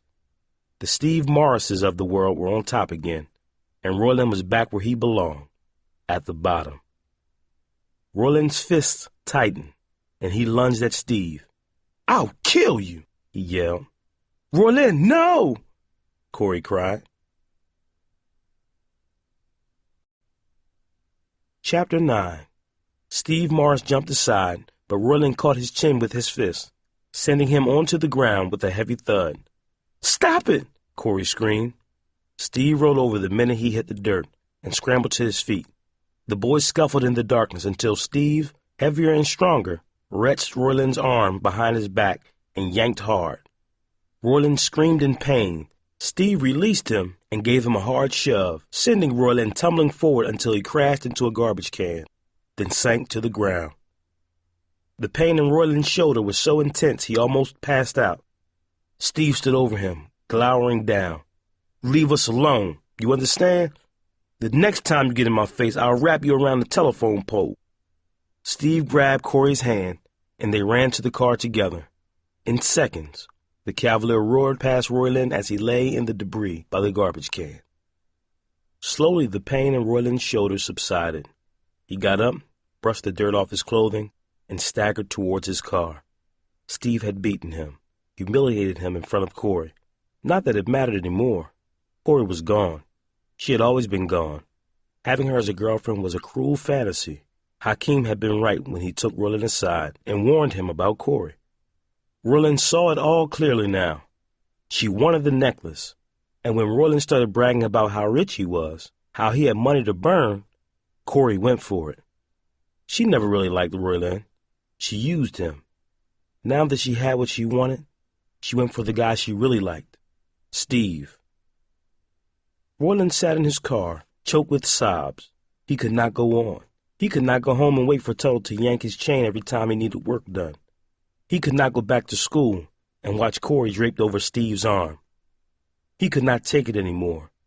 He had nobody to turn to. Before, when things got rough at school or at home, there had always been Mr. Miller. He had always understood. He had always offered a shoulder to cry on, and he never betrayed Roylin. Now, there was nobody to talk to. Roylin thought he had no real friends at school. Guys like Hakeem tolerated him politely, probably pitied him. Deep down, they did not like him. Who could blame them? Darcy was the same way. To his face, she acted friendly and polite, but Roylin could see in her eyes that she thought he was a loser. Why wouldn't she think that? He wondered. Every time he talked to her, he was rude or mean. He never let Darcy or anyone know how he really felt. Scared, angry, and hurt. Instead, Roylin hid his feelings by acting tough, and now he had been doing it so long, he did not know how to do anything else. Roylin had never in his life felt so totally hopeless. He wished he could drop down a manhole and vanish into the city sewer where he felt he belonged. And then slowly, a face came to him, out of the darkness of his misery. The broad, warm face of Cooper Hodden. Cooper grinning and saying, "Anytime, anything on your mind, you can tell me about it." Cooper had said that, but had he meant it? Were those just empty words he threw at Roylin, the way you throw a dog a bone? Were they empty words like those Corey used when she told Roylin she loved and adored him? If Roylin actually got in touch with Cooper, would Cooper think, "Oh man, don't tell me a loser's going to latch on to me now. Why'd I tell him I gave a rat's behind about him? How am I going to get rid of him now?" Roylin thought that was probably so. But he was not sure. Cooper Hodden was his last hope. Roylin went to a nearby public phone and dialed Cooper's number. The phone rang several times, and Roylin almost hung up. It was past midnight. Then a sleepy voice said, "Hello? You gotta have the wrong number, 'cause nobody I know is stupid enough to call me this late." "Cooper, it's Roylin. I gotta talk to somebody. Please," Roylin said. "Say what?" "Cooper, you said if I ever need somebody to talk to. I mean, it's okay if you change your mind, but I'm going down for the count, okay?" Roylin said, his voice shaking. There was a brief silence at Cooper's end of the line. The sleepiness was gone from his voice when he said, "Where you at?" "In the parking lot of Jade Palace Chinese Restaurant." "I know where it's at. Hang on, I'll see you in 15 minutes, Cooper said. Roylin leaned against the Honda and waited. There was still a dull ache in his shoulder where Steve had twisted his arm. Roylin was not sure that Cooper would actually come, and when 20 minutes passed, Roylin figured Cooper had gone back to sleep. But then a familiar old pickup truck rattled into the parking lot, and Cooper jumped out. "Hey, Roylin, what's going on? You sounded real nervous on the phone." Cooper's big brown eyes were wide with concern. "Big Lindell put a hit on you, or what?" "My life's falling apart. I don't know if I can go on," Roylin said softly. "What are you talking about, man?" They sat down on the waist-high concrete wall that bordered the restaurant's parking lot. "I just discovered Corey and Steve together holding hands, kissing. She was interested in the necklace I gave her, not me." "Oh," I'm sorry, man, Cooper said. But there are other girls out there, you know? But that's not all, Coop. There's something worse. Much worse. Roylin stared down at the blacktop of the parking lot as he talked, because he did not want to see the shock that would surely appear on Cooper's face. Coop, there was this nice old man, Mr. Miller, living in the apartment building where I live. And we've been friends since forever, you know? Anyway, I did something stupid. I needed $300, you know, to get that necklace for Corey. I was going to go in there and ask Mr. Miller to borrow the money, 'cause he'd do anything for me. Then I come in, and he's sleeping in front of the TV, and there's his wallet. And I take the money and just cut out of there. I'm figuring on paying it all back. I swear it, Coop. Oh, man, Cooper said. The old dude found out? Worse, Coop. It's way worse than that. I take the money, I go get the necklace. I'm thinking everything is cool. Next day, I'm coming home from school, and I meet Tuttle, this old devil who's the janitor in my building. He's telling me that Mr. Miller is dead. Roylin spoke heavily, the effort of each word like lifting wet cement. Dead, Cooper repeated. Dead from what? He was pretty old, Coop. Tuttle said he saw me steal the money. He says Mr. Miller found his money gone from his wallet and started freaking out. Tuttle said he was so upset when the money was gone that he got a heart attack and died of shock, all 'cause I stole the money. Tuttle says that makes me guilty of killing Mr. Miller. What? Cooper cried. Yeah. Tuttle says that's the law. If you're robbing somebody and they die, then it's the same as if you shot them or something. You can get nailed for murder. Tuttle says I'm looking at life in prison. He saw the whole thing. And he even kept Mr. Miller's wallet with my fingerprints on it so he can prove I did it if I cross him. Roylin, let me get this straight. This Miller dude died, and the cops came, right? So what did you tell them? Cooper asked. No, see? Tuttle wrapped the body in a blanket and made me help him take it downstairs to the basement where he lives. And he's been digging his grave down there to bury Mr. Miller. And Tuttle says we gotta pretend he just moved away. Now that old devil is driving me like a servant and making me do all his chores. And he says if I don't keep on doing it, he's going to turn me into the cops. And that's the end of me, Roylin explained. Cooper clasped his hands to the sides of his head and said, Man, you really got yourself in a mess of trouble, Roylin. But listen up. How are you so sure this old dude died of a heart attack? Maybe Tuttle seen you steal the money and he got an idea. Tuttle goes in there and hits the old dude over the head or shoots him. Maybe Tuttle killed him his own self and plotted to blame you to get himself a servant. So, man, what the body look like? You see any blood or bruises? I never saw a body, Coop. By the time I got there, he wrapped Mr. Miller in blankets and put ropes around the body. Roylin winced at the horrible memory of carrying his old friend down to the basement. Listen to what I'm saying, Roylin.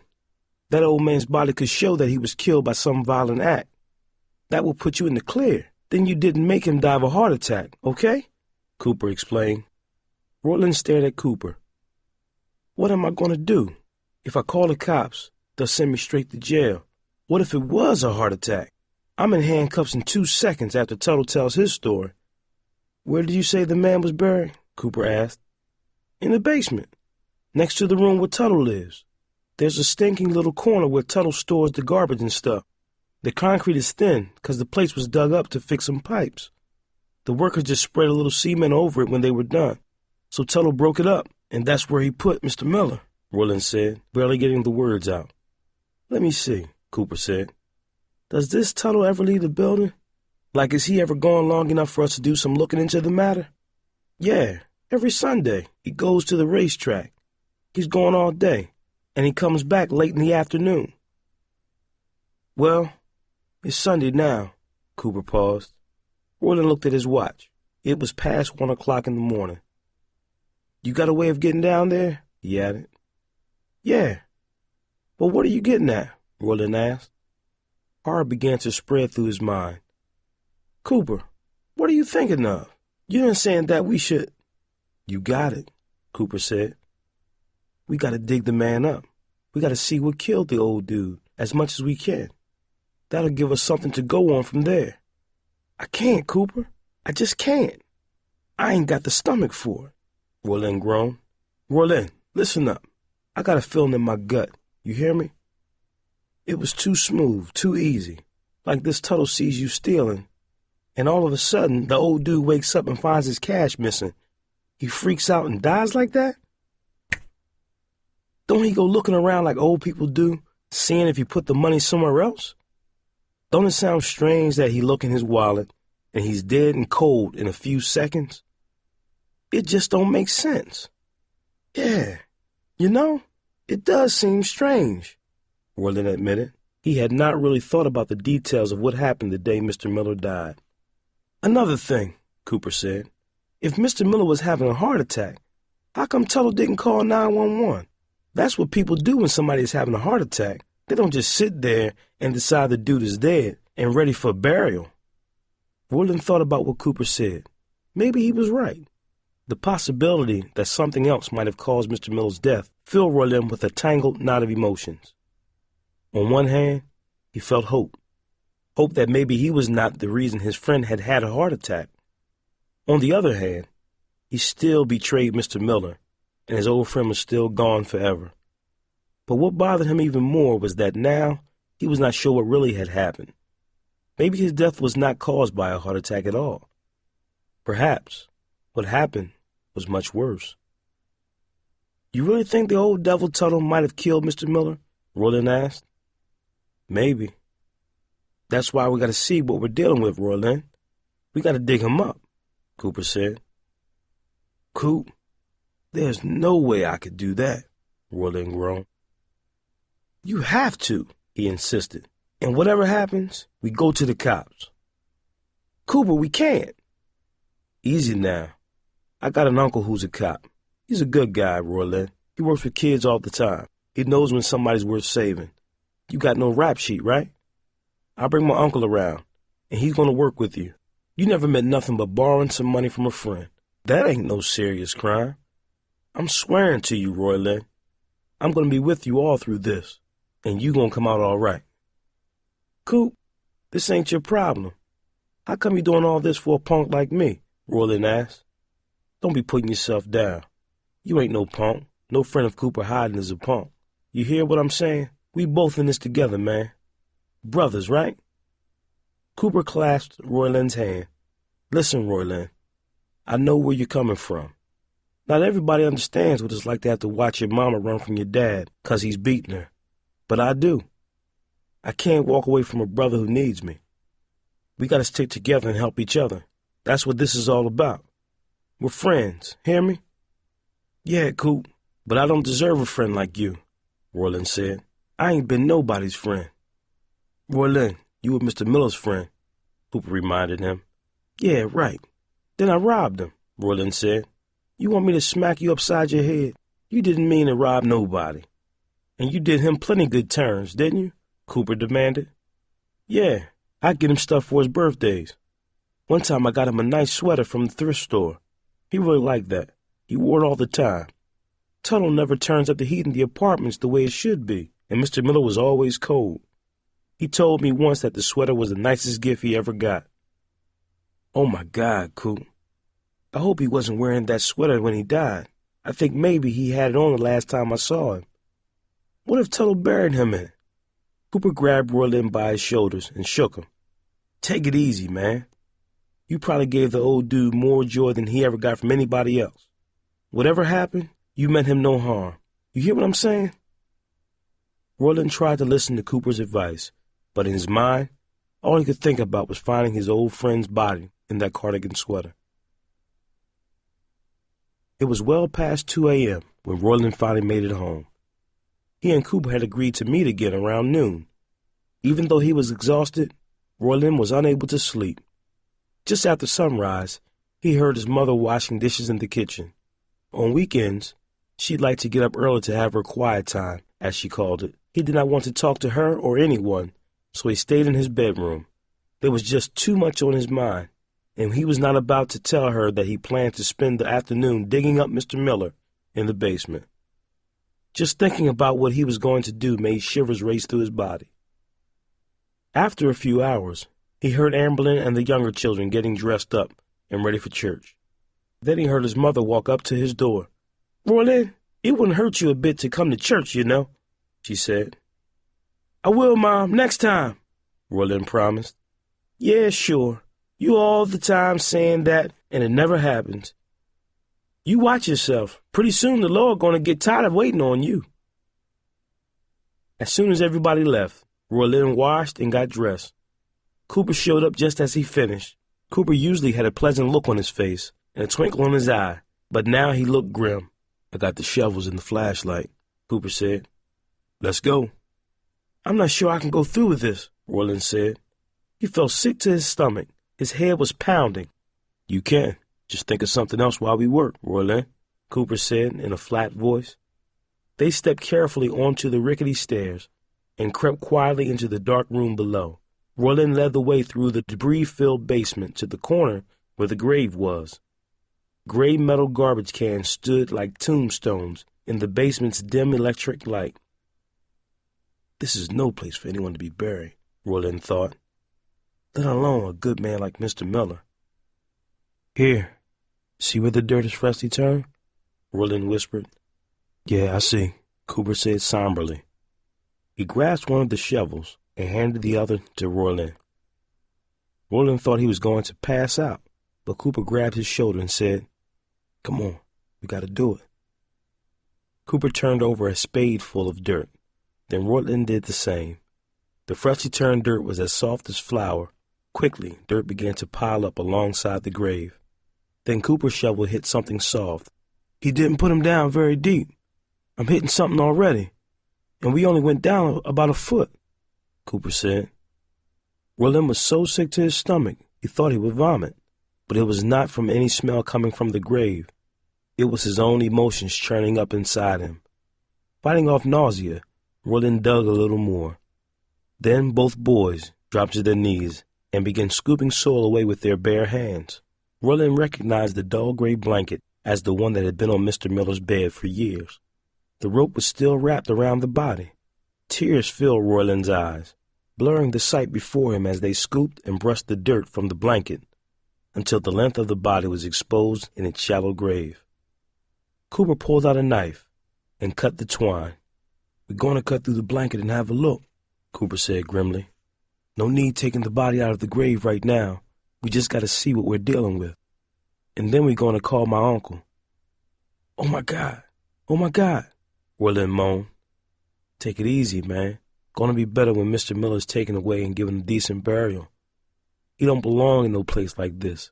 It's disrespectful," Cooper said. "Here we go now." He started cutting through the blanket to get to what was underneath. "Hang on. I'm almost getting through now." Cooper gently peeled back the blanket. Roylin forced himself to stare down into the grave. He expected to see the red and white cardigan sweater, but all he saw was dull gray burlap. "Looked like he wrapped in something else, too," Cooper said. He slashed carefully through the burlap, and then he gasped. "We on to something big here." There was a small light hanging overhead on the other side of the basement, but it was not enough to see clearly into the grave. Roylin grabbed the flashlight Cooper had put down and shined it into the shallow hole. He gasped at what he saw. Chapter 10. "Where is he?" Roylin asked in an anguished voice. "Where's Mr. Miller?" Cooper reached down into the pit with both hands and came up with nothing but sandbags and sand. Amazement and relief swept through Roylin Bailey. Mr. Miller was not buried in the basement after all. But where was he? Maybe he was not dead. Maybe he was alive somewhere. "Oh, man! And all this time I thought poor Mr. Miller was buried in this stinking place," Roylin shouted. "Looked like Tuttle wrapped the blanket around the sandbags to make it look and feel like a body," Cooper said. "But where's the old dude, then?" "You think Tuttle buried him somewhere else?" Roylin asked, dread returning to his heart. Cooper shrugged. "Only one way to find out. When old Tuttle comes home this afternoon, we meet him right here. We surprise him by standing by this pit here, and maybe we're going to shock him so much he tells the truth." Cooper, I'll never forget what you've done for me. Standing by me like this, Roylin said. It ain't over yet, Cooper said. He looked at his watch. Tuttle gonna be back in a couple of hours. I'm starving. We got time to grab some burgers and get back here. The boys drove to a nearby fast food restaurant and got burgers and fries. For the first time in 2 weeks, Roylin enjoyed a meal. He at least had the hope now that he had not caused his friend's death, that Mr. Miller had not died after all. After eating, Roylin and Cooper went back to the apartment building and waited by the open grave. Tuttle was very predictable. He always came and went at the same times. Today was no different. At a few minutes after 5 o'clock, the sounds of Tuttle's off-key whistling echoed upstairs. He seemed in good humor. He must have been lucky at the racetrack today. He walked slowly down the stairs into the basement. Then, at the bottom, he flicked on the light. "Let me handle this," Cooper whispered moments before Tuttle made his appearance. Roylin did not mind. Cooper was about 6 inches taller than he was. On the football field, Cooper intimidated Bluford's opponents just by looking at them. Since he shaved his head, he looked even scarier. Now Cooper darted into Tuttle's path, casting a huge shadow over the little man. "Hey, Tuttle, me and Roylin dug up Mr. Miller's grave, and we know what went down. We know the whole story, and now we want to hear what you got to say for yourself. Or else you want to use that grave for your own self." Roylin knew the little man was instantly terrified. Tuttle backed away from Cooper, his mouth twitching violently, his red-rimmed eyes wide with fear. What are you talking about?" Cooper backed Tuttle into a corner and barked into his trembling face. "Just say what happened, man, and you better not forget anything, 'cause I'm about to blow up, Tuttle. When I get mad, I don't leave nothing standing." Tuttle's mouth formed itself into a sick, desperate smile. "It was just a little joke. Just a little joke is all. Nobody got hurt. I saw Roylin take the old man's money, and I thought the boy needed to be taught a lesson. Yeah, that was it. I was only trying to help the boy. And see, it was time for the demented old man to be sent away anyway, so I just hurried it up a little." Roylin's legs felt weak. Had Tuttle killed Mr. Miller? Tuttle was now standing at the edge of the grave. He stared down at it nervously from time to time. "I just sent the old man away to a nursing home and played this little joke." "Nursing home? Joke?" Roylin managed to cry out, his mouth trembling and his eyes filling with tears. Mr. Miller was still alive. "That ain't no joke, Tuttle," said Cooper. "That's sick. You're just looking for someone to do your work for you." Cooper moved closer to Tuttle, and the little man lost his balance, tumbling into the shallow grave. He cowered there in the dirt, the whites of his eyes glowing in the murky darkness. "Don't hurt me," he wept. "Please, don't hurt me. No harm was done, no harm." "You made me think I caused the death of somebody I cared about," Roylin cried. "I didn't want to live anymore because of you. I was thinking about killing myself." Roylin trembled as he spoke. "Where's Mr. Miller, Tuttle?" Cooper demanded. "One of those nursing homes," Tuttle stammered. "Please, look, I'll give you money. How much you want? I'll pay you if you don't hurt me." Tuttle groped in his pockets for what looked like a couple of $100. He held it towards Roylin and Cooper. Cooper took the money and then let all the bills flutter back in Tuttle's face as he sat in the shallow grave. "You like some demon out of hell," Cooper said, shaking his head. "You belong down here with the garbage." As he talked, Cooper picked up the shovel and took a step towards Tuttle, towering over the little man. "Now tell me exactly what Mr. Miller is, or you might not walk out of this basement," Cooper growled. "Cottonwood Court," Tuttle whined. "Please, let me go." "What do you think, Roylin? Seem ashamed to let that nice grave go to waste," Cooper said in his most sinister voice. "Yeah, I hate for stuff to go to waste," Roylin agreed. "Please, no, please," Tuttle whimpered. Cooper and Roylin turned and silently walked up the stairs and out the door. "Coop," Roylin said, "I feel like a ton of bricks just fell off my chest. I feel like I was the one that just crawled out of a grave. I don't ever want to feel like that again." Cooper grinned at last, looking like himself again.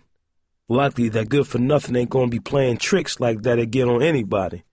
He's so scared, I think that last tooth in his mouth got rattled out from shaking. Coop, you're the best friend a guy ever had. Man, I always remember this. Listen to me, if you ever need a friend, I'll be there for you. I don't care what time of day or night, I'll be there, I mean it. Coop, you're the best there is. Cooper grinned and playfully punched Roylin in the chest. Gotta go now. Tara wants me to take her to this stupid movie where everybody sits around and talks. It's real boring. No fights, no car chases, nothing but some fool whispering to his girl about how much he loves her. Maybe I can get some sleep in the movie if those fools in the picture ain't whining or crying too loud. When Roylin finally returned to his apartment, his mother was fixing dinner and Amberlynn was cutting up vegetables. You want me to help with anything? Roylin asked. Roylin's mother looked at Amberlynn and then at Roylin. You got a favorite boy? His mother asked. Roylin smiled. He remembered the words of an old hymn he heard in church. He could not remember the words exactly, but he recalled enough to say, Mom, I was dead, now I'm alive. I was blind, now I see. Mom smiled. Well, see your way over to the cabin and take those dishes and set the table. His mother's smile warmed Roylin's heart like it never had before. He would do right by her now. He would do right by everyone. Chapter 11.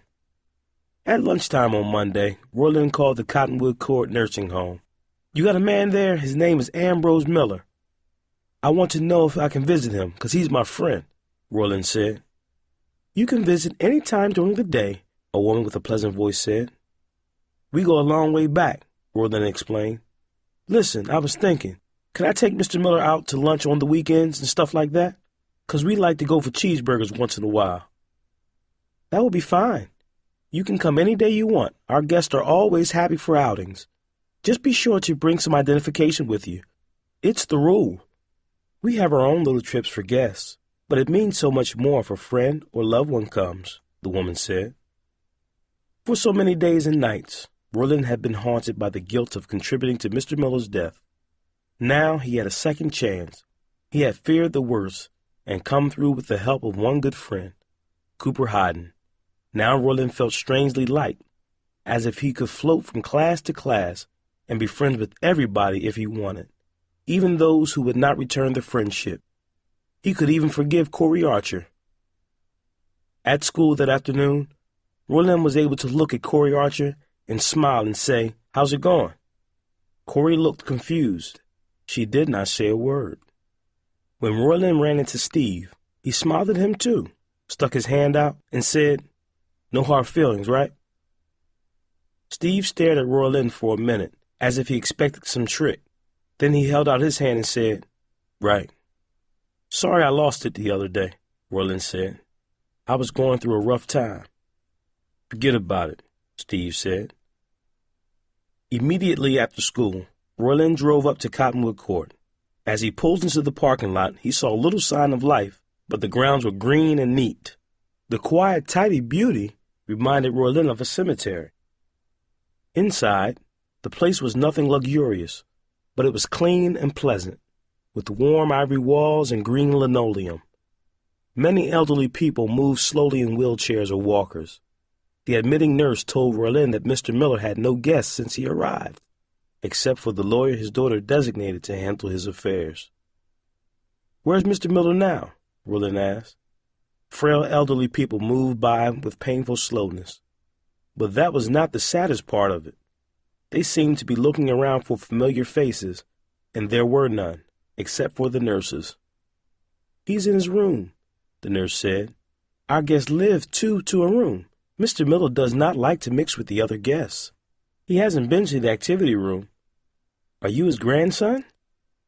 I'm sort of that, yeah, Roylin said. Mr. Miller had two grandsons living back east. They were in some nice college somewhere. Mr. Miller had not seen them in years. Roylin passed the activity room where a young woman was reading a story. Nobody seemed to be listening.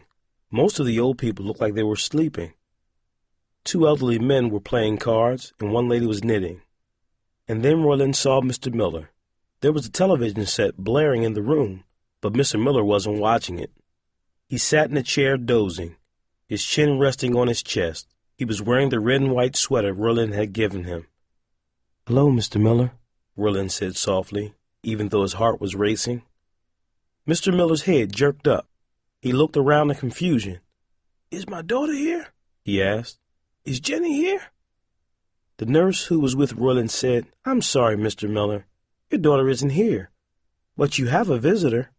Tears filled Roylin's eyes as Mr. Miller looked up and seemed to show no sign of recognition. Roylin dropped to his knees beside Mr. Miller's chair. "It's me, Roylin," he said anxiously. "Roylin?" Mr. Miller said, his mouth twitching with a trace of a smile. "Is that you, boy?" He fumbled for his glasses and put them on. "It is you. Where you been, boy?"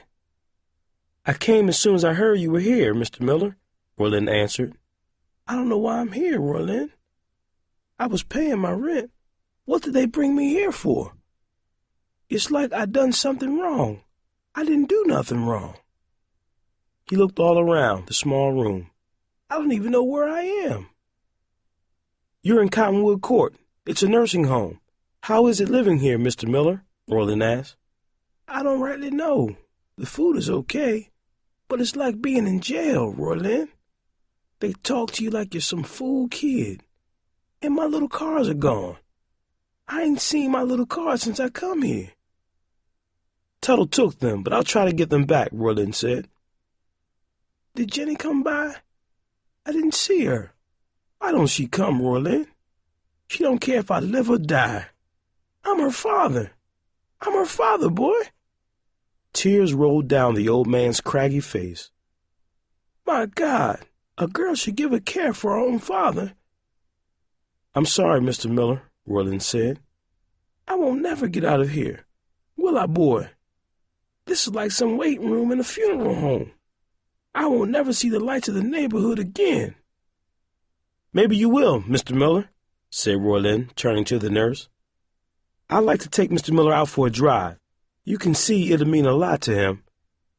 The nurse looked at Roylin's school ID and then said, "This young man would like to take you out, Mr. Miller. Would you like to go out with him?" "If I don't, I may go crazy," Mr. Miller mumbled.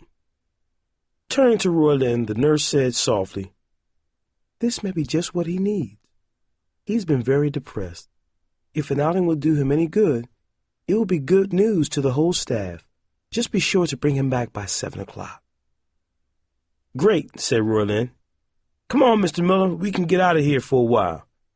"Could we get some real food, boy? The food here is mushy. Lord, I got teeth yet.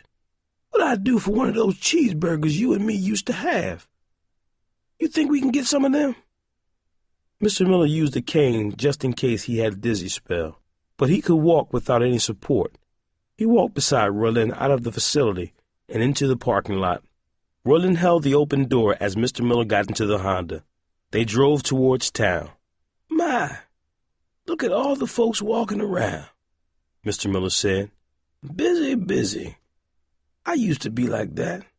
Wasn't enough time in the day to do all I had to do. Now I got nothing to do and plenty of time to do it. I used to carry the mail, you know. I told you that. And my wife, my Amelia, sweetest little woman a man ever had. My little girl, Jenny. She was Daddy's little girl. Used to run and throw her arms around me when I got home from work. I worked in the yard, have vegetables, fruit trees. It was a good life, Roylin. It seems only yesterday. I was such a lucky man." They pulled into the hamburger drive-thru and ordered 2 jumbo cheeseburgers. Roylin thought about confessing to Mr. Miller that he had taken $250, but he figured that would only hurt Mr. Miller. Instead, Roylin would pay him back, and more, in cheeseburgers and gifts. They would hang out together, and he would buy his old friend more warm cardigan sweaters and new toy cars. He would try to make Mr. Miller as happy as Mr. Miller had made him when he was a little boy. Once Mr. Miller was his only ray of sunshine, and now he would be Mr. Miller's escape from the waiting room of the funeral home. After Roylin brought Mr. Miller back to Cottonwood Court, he went home and confronted Tuttle, What did you do with Mr. Miller's little cars? Roylin demanded. He wants them back. Tuttle looked frightened. He had all the little cars in the cartons waiting to be sold at the collector's show. Now he scurried to his room and brought the cartons, giving them all to Roylin. Here's the cars. I didn't take none of them. What's an old man want with them anyway? Tuttle asked. Roylin grabbed the cartons. We'd like to look at them together and remember the old days. And don't you call my friend an old man, Tuttle. And listen up. You get hot water going to the apartments, or I'm calling the health department. You hear me? After history class on Tuesday, a group of students, Hakeem, Darcy, Cooper, Tara, Brisana, and others, were talking in the hall about grades they were going to get on their reports. Roylin felt all of these students were winners. They each had something wonderful, like brains, personality, beauty, athletic skill, whatever. Roylin figured he had never had any of these things, so he always felt uncomfortable around such people. His usual response was to taunt others to make himself feel better. But now Roylin swallowed his nervousness and walked into the middle of the group. You guys, he said, listen up. I got a great idea. A great idea, Roylin? Darcy asked. Does this mean you have someone new to torture? No, Roylin said. I got this friend, Ambrose Miller, a really nice old guy, and he's out at this nursing home. It's called Cottonwood Court. There are lots of old people there, and nobody much visits them, not even their families most of the time. I figure we can maybe go see them once in a while, bring cookies, stuff like that. There was a long silence until Brisana said, Yeah, right. What a great idea. We could spend all our free time with a bunch of old people. She began to laugh at her own comment, but nobody joined in her laughter. Sounds like a great idea to me, Cooper said. I could play my guitar. It'll be fun, Hakeem said. Instead of spending our time shoving pizza into our faces, we could do something really good. You guys, this is a really nice idea. Let's do it, Tara said. Roylin looked around, surprised that his idea had gone over so well. Just weeks ago, he would have never believed that something he had to say would have been considered worthwhile. He was still Roylin Bailey, C- student, mediocre football player with average looks, slouching shoulders, and the not-so-great personality. But the other kids were looking at him with respect now. On Saturday, about a dozen students from Bluford went to Cottonwood Court for an afternoon visit. Some of the usually listless old people clapped and sang when Hakeem played some older tunes on his guitar. Roylin took Mr. Miller out afterwards for a drive through the neighborhood to see the sights he loved so much. You're my best friend, Mr. Miller, he said, suddenly finding himself overcome with emotion. Mr. Miller smiled brightly, his eyes twinkling in the light. You're my best friend too, boy. Always been. Always been. On Monday, Roylin was eating lunch with Cooper and Tara when Corey came over. Hi, Roylin, she said, looking around nervously. Can we talk? Sure, he replied.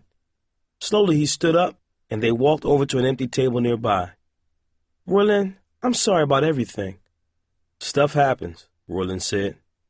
I really do like you. I liked you from the first day. I mean, you must think I was nice to you just to get the necklace. But I liked you too, Corey said. Roylin stopped walking and turned to Corey. He looked at her satin black hair, her lovely face, the dark eyes with the lashes that went on forever. She was still the most beautiful creature Roylin had ever seen. Steve's okay, but he's not as nice as you, Roylin, Corey said. He's so full of himself. You know what I mean? Corey reached over and grabbed Roylin's hand. Her warm, soft fingers wrapped around his. Roylin, I know Steve's a running back with the Buccaneers, but I like a person who's nice and sincere. I wish it could be like it was before, with you and me. You're really something, Corey, Roylin said. I sure wanted to be with you. What guy wouldn't? We can go out together again, can't we? I mean, it's not working out with me and Steve. Roylin looked right into Corey's eyes. A few weeks ago, he would have done anything to hear her say what she just said. But now Roylin felt as if he was looking at a beautiful statue. Roylin did not quite know why she wanted to come back to him. Maybe Steve did not want to buy Corey nice things. Maybe she liked Roylin now because a lot of other people liked him better. Or maybe she was sincere, and something about Roylin just attracted her. Today, Roylin was willing to believe that was possible. Cooper Hodden's words came back to Roylin. I wouldn't take 6 Corey Archers for 1 Tara Carson. She got heart. Roylin Bailey had gone through hell these past few weeks. The flames had singed his soul, but now he had come out on the other side. He did not hate himself anymore. He did not need to tear somebody else down to feel big. He did not need a pretty girl on his arm to feel good. Corey, you're a beautiful girl, Roylin said slowly. But not for me. Not for me no more. Corey seemed shocked as Roylin walked on alone. Roylin was already thinking ahead.